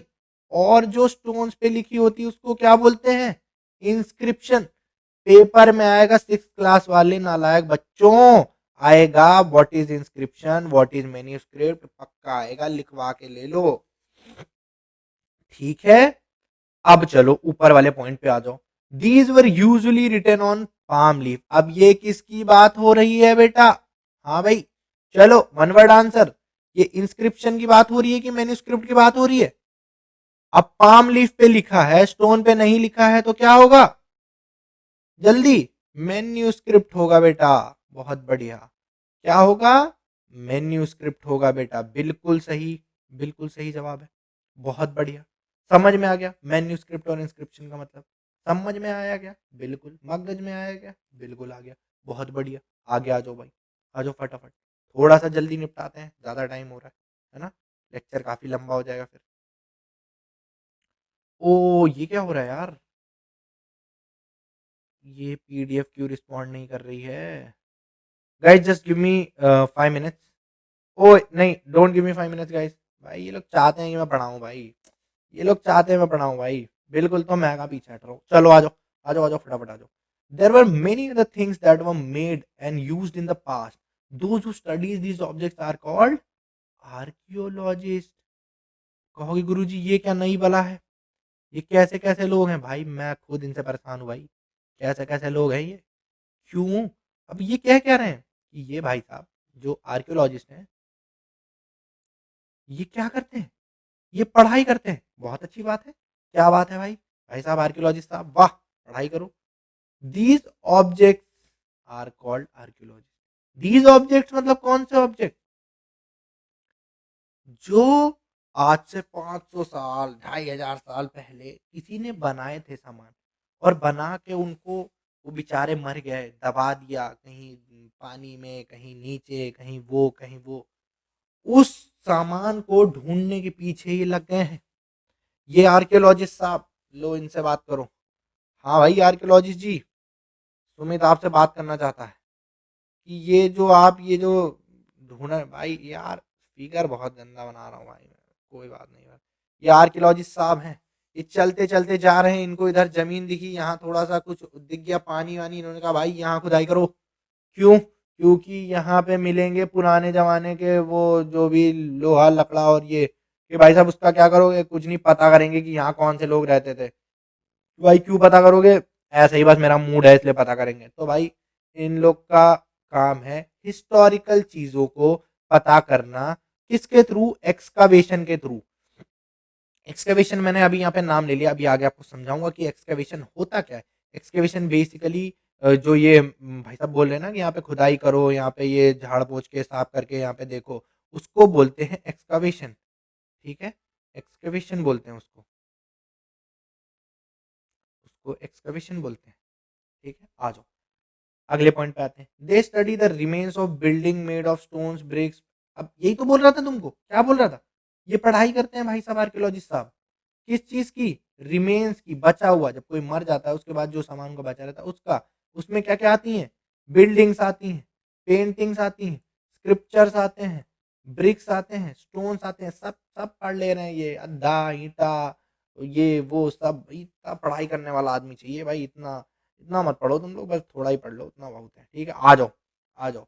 They also explore and excavate dig under the surface of the earth. अब देखो एक्सकवेशन बोला था, उसी का ये शॉर्ट फॉर्म। शॉर्ट फॉर्म क्या? सिंगुलर है, मतलब ये, ठीक है, सरफेस ऑफ द अर्थ। क्या करने के लिए? Tools, weapons, pots, pans, ornaments, coin, इन सब का मतलब पता है ना? टूल्स क्या होते हैं? टूल्स वो होते हैं जिनसे ये लोग रोजमर्रा की जिंदगी, मतलब फावड़ा, खुरपा, ये सब सुना है ना तुमने? फावड़ा तो सुना ही होगा सबने, खुरपा तो शायद यूपी वाले ने तो सबने सुना होगा। सही है। वेपन्स, हथियार, कौन से हथियार यूज करते थे? कभी पत्थर को ऐसे वो करके थोड़ा आगे से, अबे भाई पत्थर को यार नुकीला तो करो, इससे तो कोई ना मर रहा। हाँ भाई नुकीला करने दो, रुक जाओ यार बच्चों, पत्थर नुकीला, इसकी पत्थर की जय। हाँ भाई ये हो गया भाई पत्थर नुकीला। इससे मर्डर होते थे पहले, सही है, मतलब हंटिंग होती थी, ठीक है। पॉट्स, और जो अभी दिखाई थी ना कि पॉट्स कैसे बनाते थे, ऐसा एक बना हुआ था पॉट में पानी रख रहे हैं, इसमें सामान रख रहे हैं, चावल रख रहे हैं, सब रख रहे हैं, ठीक है। उसके बाद ऑर्नामेंट्स, पैंस, कॉइन्स। कॉइन्स सिक्के कौन से थे, ऑर्नामेंट्स पहनते क्या थे, और पैंस वो बड़ा सा होता है रखने के लिए, वो चीज। तो इन सब चीजों का ये मतलब वो करते थे कि भाई हाँ क्या देखना है क्या नहीं देखना है। आगे आ जाओ, ये कौन है? कौन है ये आदमी? नाम बताओ इसका जल्दी, कमेंट्स में लिख के नाम बताओ भाई। हाँ नाम बताओ भाई, मैं इधर लिख रहा हूँ, तुम लोग भी लिखो, जल्दी लिखो फटाफट। क्या नाम है इनका? इनका नाम है आर्कियोलॉजिस्ट साहब, आर्कियोलॉजिस्ट। हाँ यही है वो इंसान जिसको सब्र नहीं है। देखो क्या कर रहा है, पहले इसने यहाँ खुदाई करवाई पूरे में, अब यहाँ पे एक कंकाल मिला है तो उस पे बुरुश लेके सफाई कर रहा है। शायद ये कंकाल जीते जीते इतनी सफाई नहीं किया होगा अपनी, मतलब जीते जीते खुद की नहीं सफाई किया होगा इतनी। पर हमारे जो आर्कियोलॉजिस्ट साहब हैं वो करने में लगे हुए हैं। कोई बात नहीं, अच्छी बात। तो गाइस क्या होता है, आर्कियोलॉजिस्ट ऐसे काम करते हैं जैसे आपको बता रहे हैं हम, ऐसे काम करते हैं आर्कियोलॉजिस्ट। ये यहाँ पर रिमेन्स को ढूंढना, फिर उनकी कार्बन डेटिंग एक टेक्निक होती है, आपको आगे पढ़ाऊंगा मैं, अभी नहीं है यहाँ पे। अभी जनरल बता देता हूँ, एक कार्बन डेटिंग एक टेक्निक होती है जिससे हम पता करते हैं कि ये कंकाल कितना पुराना है। तो अब ये क्या करेंगे, इसको ले जाएंगे यहाँ से, इसकी कार्बन डेटिंग करेंगे, फिर वो बताएंगे कि ये जो साइट थी ये 3,000 साल पुरानी है। जब कोई खुदाई करता है तो उसको ऐसा थोड़ी नीचे 3,000 साल पुराने का बोर्ड मिल जाता है ना भाई ना, उनको ये मिलता है, इससे वो कार्बन डेटिंग करते हैं जिससे वो 3,000 साल पुराना है कि कितने 4,000 साल पुराना है ये बता पता करके बता देते हैं। सो ये होता है। चलिए भाई अगली स्लाइड पर आ जाते हैं, ये स्लाइड हो गई हमारी। हाँ भाई, रिवीजन स्लाइड आ गई हमारी। Revision slide, last revision slide कहाँ पर थी, रुक जाओ चेक करने दो। हाँ, नेम्स ऑफ द लैंड से थी हमारी लास्ट रिवीजन स्लाइड, ठीक है, यहाँ से। उसके बाद हम आ जाओ, रिवीजन करते हैं, ठीक है, रिवीजन का समय आ गया। तो सबसे पहले क्या था, तीन चीज थी, ठीक। नाम था, नाम, इंडिया किसको बोलते थे? इंडिया कौन से लोगों को? ईस्ट ऑफ इंडस में जो रहते थे उनको इंडिया बोलते थे। यार ये बहुत बड़ा लिख रहा हूँ, इतने में तो पूरा आएगा नहीं है ना, इसको मिटा के छोटा छोटा लिखने दो थोड़ा, दिक्कत हो जाएगी, फिर पूरा आएगा नहीं तो मज़ा नहीं आएगी, ठीक है। आओ इधर आओ, इंडिया, इंडिया किसको कहते थे? ईस्ट ऑफ इंडस जो लोग रहते थे उनको इंडिया कहते थे, ठीक। हिंदोस किसको कहते थे? हिंदोस किसको कहते थे? कहाँ से लोग आए थे? चलो बताओ जल्दी जल्दी, जल्दी जल्दी बोलो, कहाँ से लोग आए थे? कौन से लोग आए थे जिनको मैंने कहा था भाई भटकते रहते हैं, घूमते रहते हैं, टहलते रहते हैं, इधर उधर ये वो करते रहते हैं। कहाँ से आए थे? ईरान से आए थे, नालायकों, ईरान से आए थे, इतनी जल्दी भूलोगे? ईरान से आए हुए लोगों ने कहा कि भाई ये हिंदोस है, ठीक है। इंडिया और हिंदोस, ठीक, ये दो चीज हो गई। और क्या था? भारत था, भारत, भारत, ठीक है। भारत, भारत कौन से स्पेसिफिक ग्रुप के लोगों को कहा जाता है? कमेंट्स के अंदर बता देना, ऋग्वेद के अंदर इसका मेंशन था, ये मैं आपको बता देता हूँ, ठीक है। कमेंट्स के अंदर मुझे मिल जाना चाहिए कि भारत जो है वो कहाँ, कौन से लोगों को कहा जाता था। जैसे ईस्ट ऑफ इंडस से इंडिया कहा जाता था, हिंदोस उन लोगों को कहा जाता था जो ईरानियंस आए थे, उन्होंने कुछ लोगों को कहा कि भाई ये हिंदोस है। वैसे ही भारत जो है वो कौन से लोगों को कहा जाता था, कहाँ रहने वाले लोगों को कहा जाता था, ये आप मेरे को बताओगे, ठीक है। इसके बाद आते हैं दो टर्म्स, ठीक है। एक आते हैं मैन्यूस्क्रिप्ट, ठीक है, मैन्यूस्क्रिप्ट। दूसरा आता है इंस्क्रिप्शन।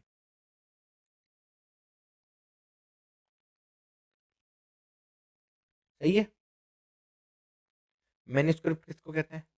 हाथ से जो लिखे हुए होते हैं, किस पे? बेसिकली लीव्स पर, पाम लीव्स तो मैं ऐसे ही लिख दे रहा हूँ, पर लीव्स पर, उनको मैन्यूस्क्रिप्ट कहते हैं। और जो स्टोन्स पर लिखे रहते हैं, उनको क्या कहते हैं? इंस्क्रिप्शन। ठीक है, बिल्कुल ठीक है। इसके बाद क्या आता है? इसके बाद आते हैं भाई साहब आर्कियोलॉजिस्ट साहब।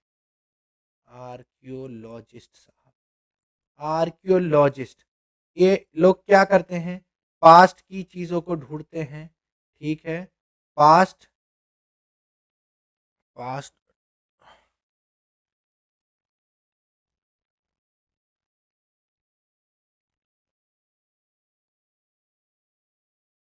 ठीक है, बात समझ में आ गई। और उसमें ये लोग क्या क्या ढूंढते हैं? ऑर्नामेंट्स, ऑर्नामेंट्स, कॉइन्स, कॉइन्स, और उसके साथ साथ वेपन्स, बहुत सारी चीजें हैं गाइस, सब नहीं लिख सकते। टूल्स, ठीक है। उसके बाद एक टर्म आया था एक्सकावेशन। एक्सकावेट आया था, सॉरी, ठीक है, एक्सकावेशन नहीं आया था तुम्हारे में। एक्सकेवेट का मतलब क्या होता है? उस चीज को, जो जगह है उसको वहां पे खोदना, वहां पे ढूंढ के निकालना कि क्या क्या वहां पर है। तो बेसिकली कितने पॉइंट हो गए गाइस? इंडिया वाला हो गया, हिंदोस वाला हो गया, भारत वाला आप कमेंट्स में लिख के बताओगे। ठीक है, मेन्यूस्क्रिप्ट हो गया, इंस्क्रिप्शन क्या होता है पता चल गया, आर्कियोलॉजिस्ट क्या होता है पता चल गया, एक्सकेवेशन क्या होता है पता चल गया, गुड। ठीक है, ये चीज़ यहाँ पर कंप्लीट हो गई। अब हम लोग चलते हैं थोड़ा सा आगे। ठीक है, वहाँ पे आ गया, अब थोड़ा सा आगे चलते हैं। अब जो जो चीज़ें हमने लिखी थी, जो जो चीज़ें हमने मेंशन करी थी, उसको हम लोग इलेबोरेट करेंगे। ठीक है, पॉट्स क्या होते हैं? पॉट्स बोला था, बोला था, हाँ या ना? हाँ या ना, फटाफट। पॉट्स बोला गया था, बोला गया था। 4700 साल पहले ये वाले पॉट्स यूज होते थे। कौन से वाले बेटा? ये वाले जो बगल में बना रखे हैं तुम्हारे। मेरा वाले पे मत जाना भाई, मेरा खतरनाक पॉट बन रहा है। जो ओरिजिनली बना है उस पर ध्यान दो, ये वाला। ठीक है, ओल्ड सिल्वर कॉइन, ये देखो मैंने हाईलाइट कर रखा है तुम्हारे लिए। ठीक है, अलग कलर से कर रखा है, ताकि जब ये तुमको मिलेगा तो तुम इसको जो है जब रिवाइज करने बैठोगे तो तुमको कोई दिक्कत नहीं आनी चाहिए। ठीक है, और जब मैं ये डिस्क्रिप्शन में तुम लोगों को पीडीएफ दूंगा तो मैं दोनों पीडीएफ दे दूंगा। एक मैं तुमको ब्लैंक पीडीएफ दे दूंगा जो प्रॉपर पीपीटी है, वो दे दूंगा। और दूसरा मैं तुमको दे दूंगा ये जो जो एनोटेड पीपीटी है, मतलब जिसमें मैं लिख रहा हूँ, ये वाली पीपीटी। तो दोनों दे दूंगा, जो तुम्हें कंफर्टेबल लगे वो उससे तुम अगर रिवाइज करना चाहो तो कर सकते हो नोट से। और इनकेस अगर तुम लिखना चाहो तो तुम लिख सकते हो। सारी चीजें एनसीईआरटी में दी हुई है, कुछ अलग से नहीं है इसमें। ठीक है, okay. And old silver coin, एक पुराना सिल्वर का सिक्का कहाँ है भाई? पुराना सिल्वर का सिक्का ये है, पुराना सिल्वर का सिक्का। हाँ, कोई गलत नहीं समझना, यही है पुराना सिल्वर का सिक्का। ठीक है, ये वाला, बिल्कुल भाई, आ जाओ, बहुत बढ़िया।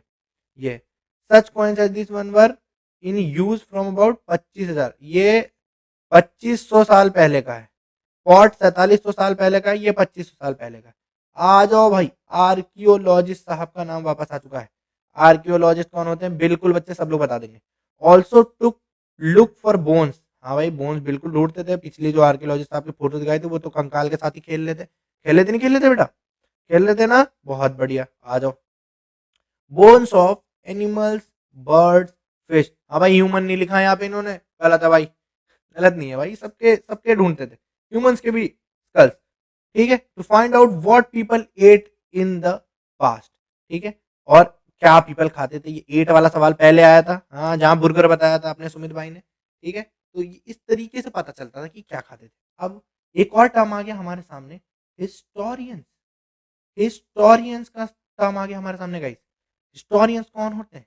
That is scholar who study the, अभी एक आदमी पढ़ रहा था इतना ज्यादा, उसका नाम आर्कियोलॉजिस्ट रखे थे तो उससे नहीं संतुष्टि मिली। अब एक और आदमी है जो पढ़ रहा है, लो ये भी पढ़ रहे हैं, और ये भी पास्ट के बारे में ही पढ़ रहे हैं। बड़ी नाइंसाफी यार, कोई पास्ट को छोड़ दो भाई तुम लोग यार। तो भाई चलो, हिस्टोरियंस, ठीक है, often use the word source to refer the information found from manuscript, inscription and archaeology. आ जाओ भाई। यार इस लाइन में तो हमारे सारे शब्द आ गए। कौन कौन से आ गए भाई? मैन्यूस्क्रिप्ट आ गया भाई, इंस्क्रिप्शन आ गया भाई, आर्कियोलॉजी आ गया।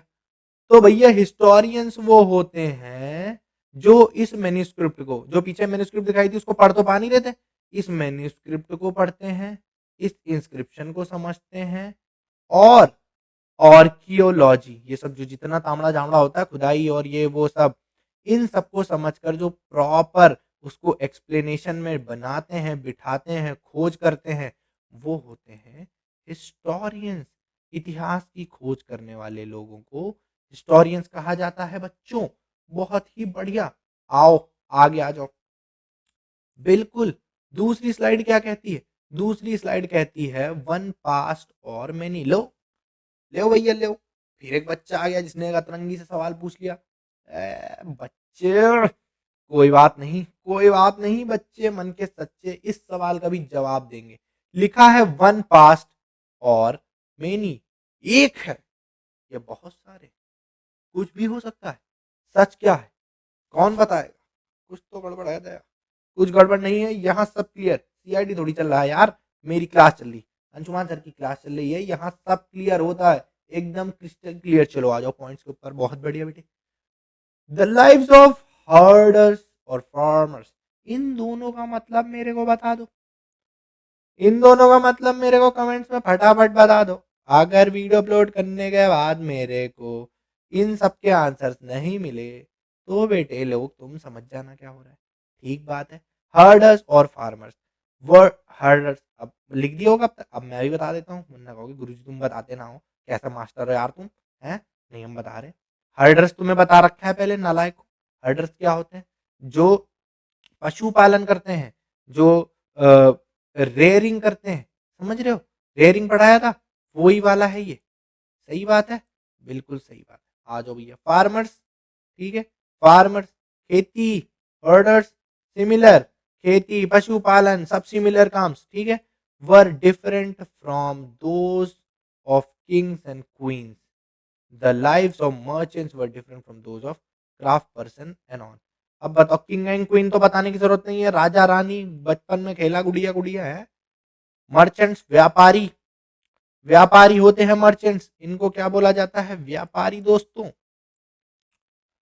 व्यापारी, परी नहीं, व्यापारी। सही है, बिल्कुल सही बात है सर। क्राफ्टमैन स्किल्ड, स्किल आजकल कहते हैं ना स्किल्स एक्वायर करो बहुत जरूरी है। स्किल, किसी ने पहले के टाइम पे स्किल ये होती थी भाई, खतरनाक सी टोकरी बना दी भाई बांस के उससे, लकड़ी से, वो हो गई skill.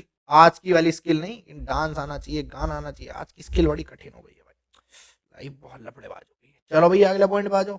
Generally ordinary, ordinary people such as hunters. ले हंटर को ऑर्डिनरी पीपल कह रहा है, डर नहीं है भाई बिल्कुल इस आदमी को, डर नहीं है भाई इसको, हंटर को ऑर्डिनरी कह रहा है।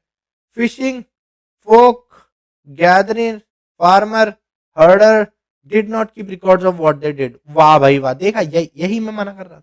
यही कितने अच्छे लोग हैं, कितने अच्छे लोग हैं। कौन कौन अच्छे लोग हैं भाई? चलो जल्दी बताओ। फार्मर अच्छे, बहुत ही अच्छे। क्यों अच्छे अभी बताऊंगा। गैदरर अच्छे, क्यों अच्छे अभी बताऊंगा। हर्डर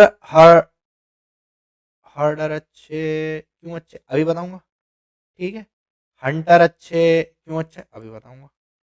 ये सब अच्छे इसलिए थे क्योंकि ये अपने किसी काम का हिसाब नहीं रखते थे, उसको लिखा नहीं करते थे कि मैं यहां से चला फिर कानपुर पहुंच गया, फिर दिल्ली चला गया, फिर नोएडा चला गया, फिर सेक्टर 70 सेक्टर 15, और बाद में एक किताब बना दी जिसको बेचारे छोटे छोटे बच्चों की छाती पर रख दिया कि भाई पढ़ो इसको। ऐसा नहीं करते थे ये लोग ना, खाना उगाते थे कि लो खाओ मौज करो जाओ जीवन जी लो तुम अपना। क्या बढ़िया आदमी थे ये लोग। और वहीं ये दूसरे, ये जितने भी हमारे जो ट्रेवलर्स थे, अरे इनने भाई किताबें लिख लिख के हमारी खोपड़ी पे छोड़ गए, अब हमें पढ़नी पड़ रही है। कोई ना, पढ़ लेंगे, इतना तो कर ही सकते हैं। आ जाओ भाई अगले पॉइंट पे आ जाओ। While archaeology help us to find out about their lives, this is much the remainder। ये जो बेचारे बंदे, ये जो बेचारे बंदे जिन्होंने सोचा कि यार किसी के ऊपर बर्डन नहीं बढ़ाएंगे, किसी को अलग सिलेबस नहीं देंगे, इनके सभी अरमानों पर पानी फेरने का काम किया जा रहा है मोदी जी। इसको आपको ध्यान में रखना पड़ेगा। बिल्कुल मोदी जी, बिल्कुल ध्यान में रखें। और आर्कियोलॉजिस्ट क्या कर रहे हैं, जो बेचारे 400 साल, 1000 साल, 2000 साल पहले मर गए, उनकी जनरेशन खत्म हो गई, उसको खोद-खोद के, खुरेद-खुरेद के, निकाल-निकाल के 2-2 किताबें लिख दे रहे हैं, 3-3 किताबें लिख दे रहे हैं। Indus valley civilisation, Harappa civilisation, ये सिविलाइजेशन, वो सिविलाइजेशन, फलाना-ढिमकाना, और 2-3 सिविलाइजेशन के नाम नहीं याद आ रहे हैं अभी। भाई क्यों कर रहे हो यार? उनके यार तुम, क्या पता उनकी आखिरी इच्छा यही रही हो कि मत ढूँढो हमें, और तुम ढूँढने में लगे हो, मान ना रहे हो। और जोक सपाट गाइस। आर्कियोलॉजिस्ट यही काम कर रहे हैं। जिन्होंने रिकॉर्ड नहीं बनाया ना, उनका ये रिकॉर्ड बना दे रहे हैं। ठीक है? तो आगे चलते हैं। ठीक है? बहुत बहुत बहुत बढ़िया आर्कियोलॉजिस्ट यार। आर्कियोलॉजिस्ट मुझे बहुत पसंद ही बहुत है मुझे आर्कियोलॉजिस्ट लोग। ठीक है? ओह भाई ये कौन-सी स्लाइड आ गई भाई? ये क्या हो गया? ये सब क्या लिखा हुआ है? गंदी-संदी बातें यार। बीसीएडी और बीसीएससी क्या क्या लिखा हुआ है? ऐसा अगर तुम्हारे मन में आ रहा है तो अच्छी बात है, क्योंकि अब तुम्हें ये चीज़ बिल्कुल समझ में आ जाएगी, इसके बाद तुम्हें नहीं कन्फ्यूज़ होगा, समझ रहे हो? बिल्कुल इसके बाद तुम्हें कन्फ्यूज़न होनी नहीं वाली कि भाई ये क्या है? What do dates means? आ गया भाई फिर बच्चे, बच्चा आ गया भाई हमारा। बच्चे बच्चे ने सवाल पूछा कि भैया तारीख क्या होती है? ये तुम लोग 2024, 2025, 2026 क्यों कर रहे हो? क्यों कर रहे हो ये तो बताओ, और कहाँ से जोड़ गांठ के कर रहे हो ये भी बता दो मुझे। ठीक है? तो हमने कहा भाई आओ, आओ भाई बच्चे आओ, आओ तुम्हें समझाए। क्या समझाए? एक बहुत ही बढ़िया आदमी थे, बहुत ही बढ़िया। अभी थोड़े दिन पहले उनका बर्थडे था जी। 25 तारीख को था उनका बर्थडे, दिसंबर में। हर दिन इसी तारीख को आता है, एक खास बात। हाँ बिल्कुल हमारी तरह। तो उनके पे जो तुम लोग डांस कर रहे थे ना, मेरा यसु यसु मेरा यसु, उन्हीं यसु की वजह से यह तारीख आसान हुई है। वरना अब तुम 2024 में नहीं होते, कहीं 3,50,000 कुछ तो साल होते तुम्हारे, तुम गिन भी ना पाते, लिख भी ना पाते भाई। पर वो आदमी इतना अच्छा था, वो जिस दिन, ठीक है, जिस दिन वो पैदा हुआ, उसने कहा भाई आज के बाद जितनी भी चीजें पीछे हुई है मेरे पैदा होने से, उन सबका नाम अलग होगा। उनका नाम क्या होगा? उनका नाम होगा बिफोर क्राइस्ट, क्योंकि इसका नाम जीसस क्राइस्ट था ना। तो इसके लिए उन्होंने कहा कि इससे पहले जितनी भी चीजें हो उनको हम कहेंगे भाई बिफोर क्राइस्ट। ठीक है? समझ में आ गया? ठीक। Before the common era, before Christ या फिर बिफोर द कॉमन एरा। अब ये क्या लिखा है? Christian term, secular term. ठीक। सेक्युलर मतलब जो लोग क्रिश्चियनिटी को नहीं मानते वो बिफोर द कॉमन एरा कहेंगे, जो लोग क्रिश्चियनिटी को मानते हैं वो लोग बिफोर क्राइस्ट कहेंगे।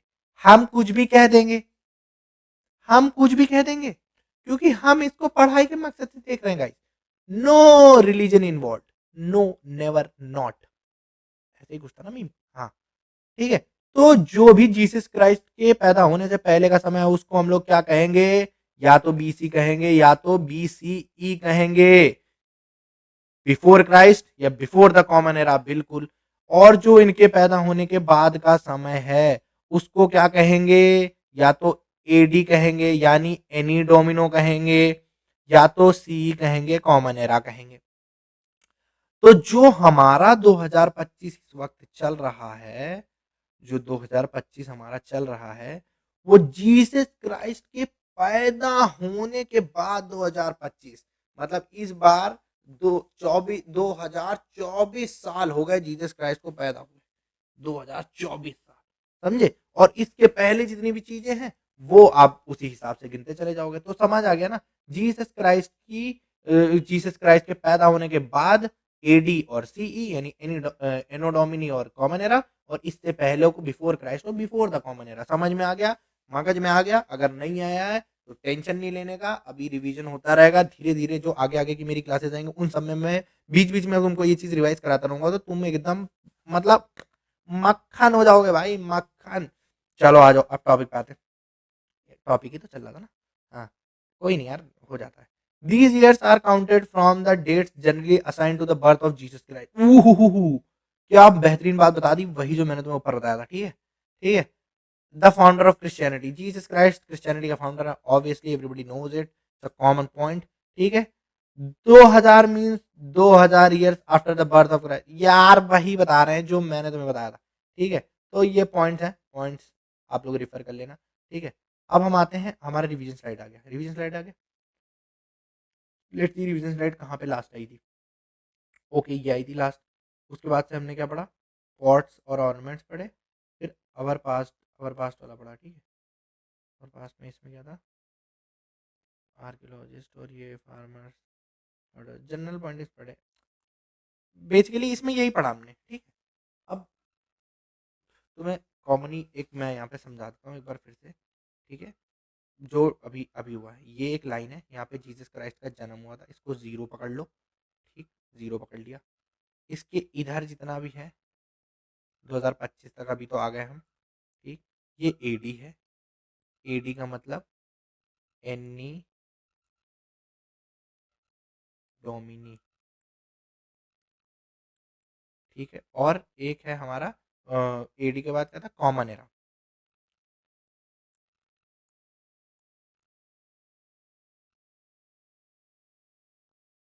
कॉमन एरा अलग अलग है थोड़ा सा, इसको हम लोग कहेंगे सीई, ठीक है, सी। इसके पीछे क्या होता है, इसके पीछे बहुत सारे हैं। एक तो before Christ, before Christ, before Christ यानी बीसी वाला, नहीं बिफोर क्राइस्ट। और जो कॉमन टर्म था उसको क्या बोलते थे, आ जाओ भाई, कॉमन टर्म को क्या बोलते थे, बिफोर कॉमन एरा, ठीक है, बिफोर कॉमन एरा।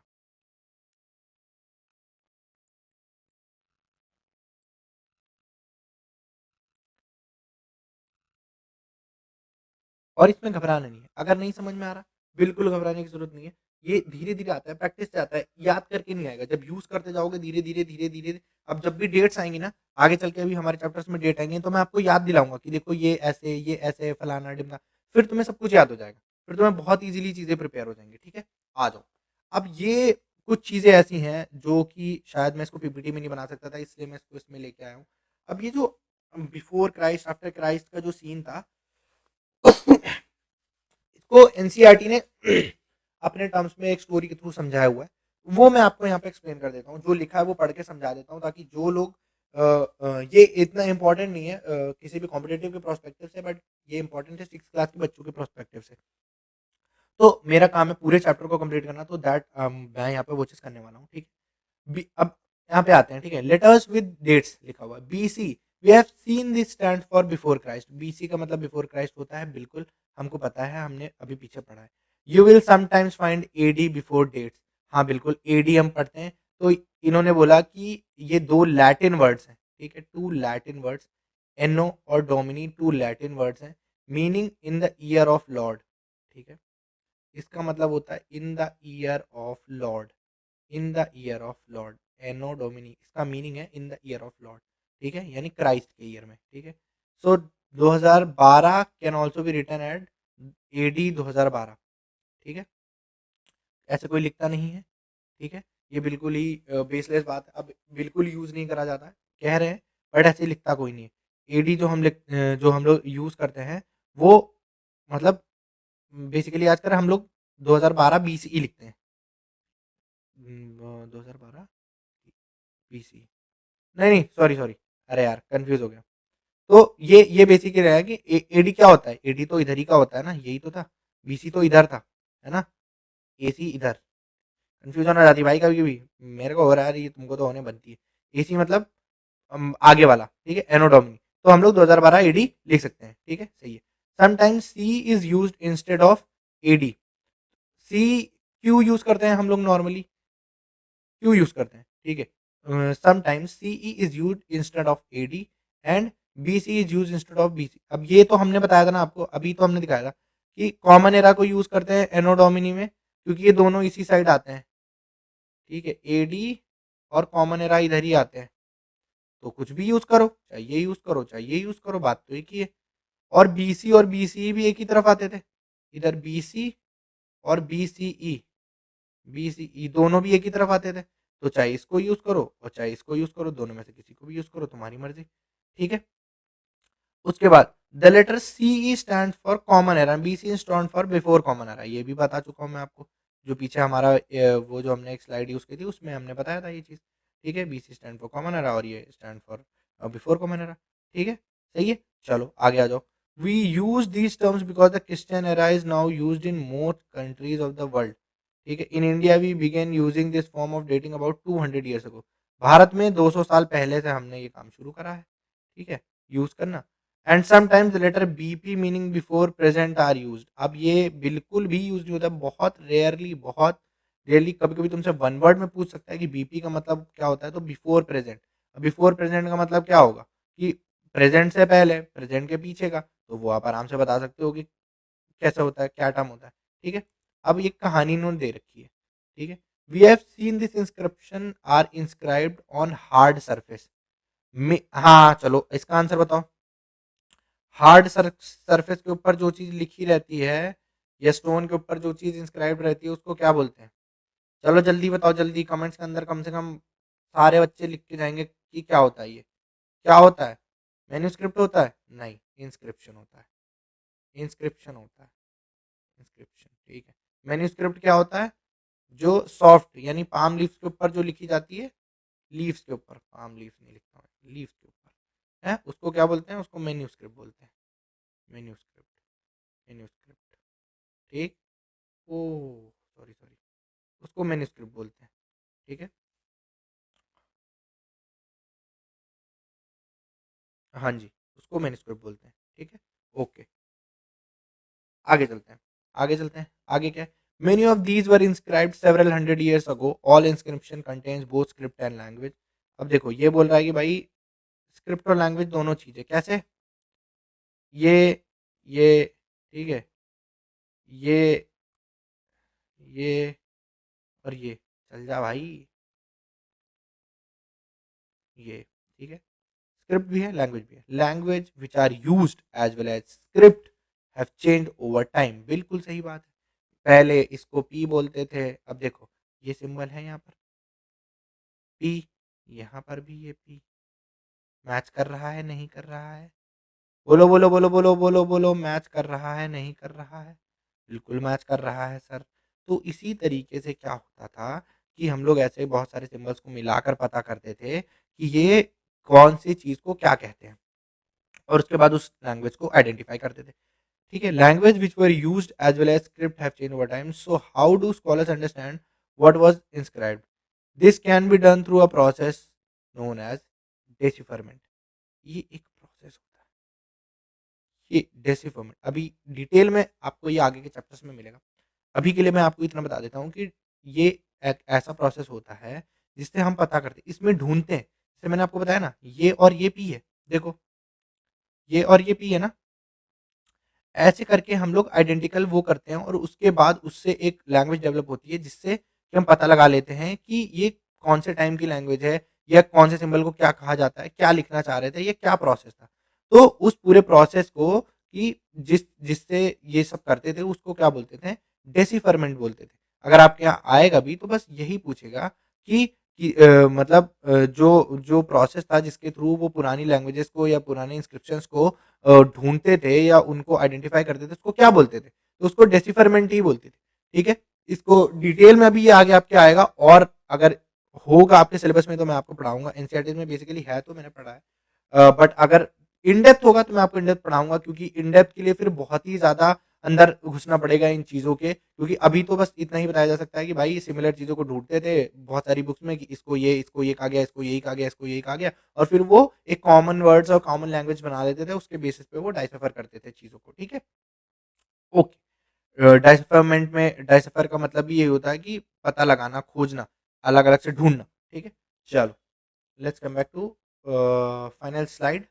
ठीक है, आज की हमारी फाइनल स्लाइड है। अ, अब इसका एक स्टोरी दे रखा है, ठीक है? Based on what? इसका एक स्टोरी दे रखा है बेस्ड ऑन ऊपर वाले स्लाइड पे, कि हाँ भाई कैसे हम डेसिफरमेंट करते थे, ठीक है? Okay guys, so we have to wait for at least 30-40 seconds. ठीक है, ओके, ओके, लेट्स गो। तो एक टाउन था रोसेटा करके, ठीक है? North coast of Egypt based town था, ठीक? And here an inscribed stone was found. एक इंस्क्राइब्ड स्टोन यहाँ पे फाउंड हुआ। इंस्क्राइब्ड क्यों लिखा है?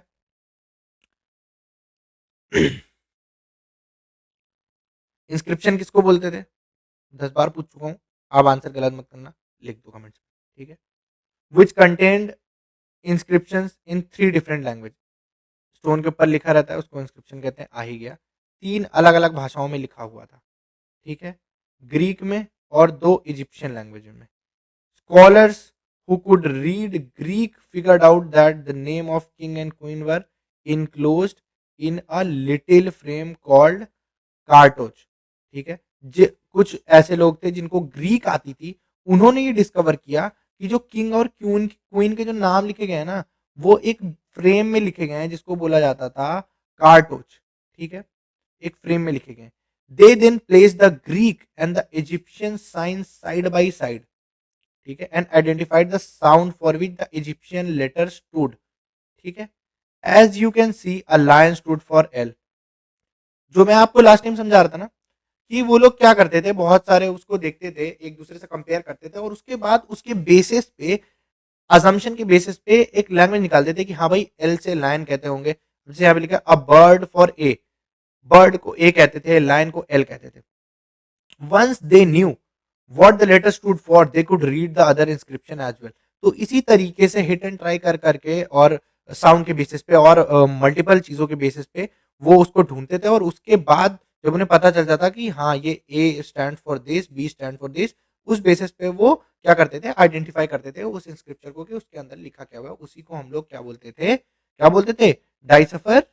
हाँ जी, क्या बोलते थे, जल्दी बताओ चलो, क्या बोलते थे, डाइसफरमेंट, ठीक है। डाइसफर करना यानी ढूंढना, और डाइसफरमेंट टर्म है एक उसका, ठीक है। आ जाओ, ये आपके जहाँ पे क्वेश्चंस दिए हुए हैं एनसीईआरटी में, वहां पे ये 3 डेटिंग्स दी हुई है, इसलिए मैंने ये डेट यहाँ पे मेंशन करी है।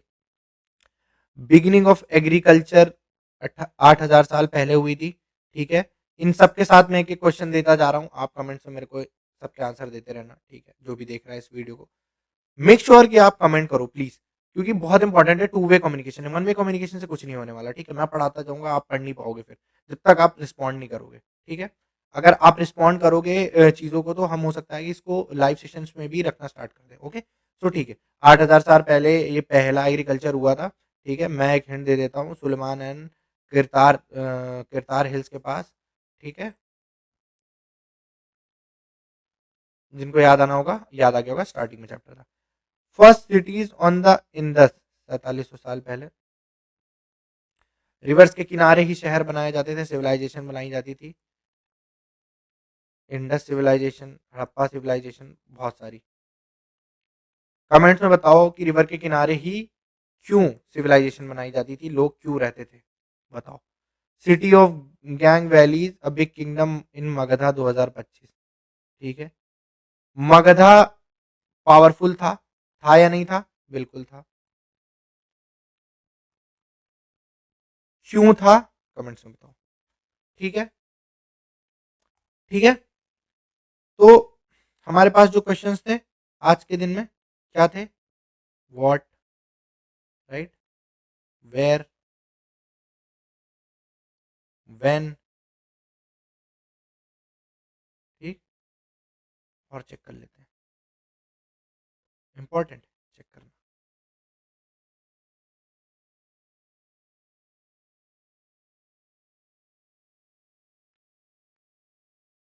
एंड हाउ, ठीक है। आ जाओ भाई,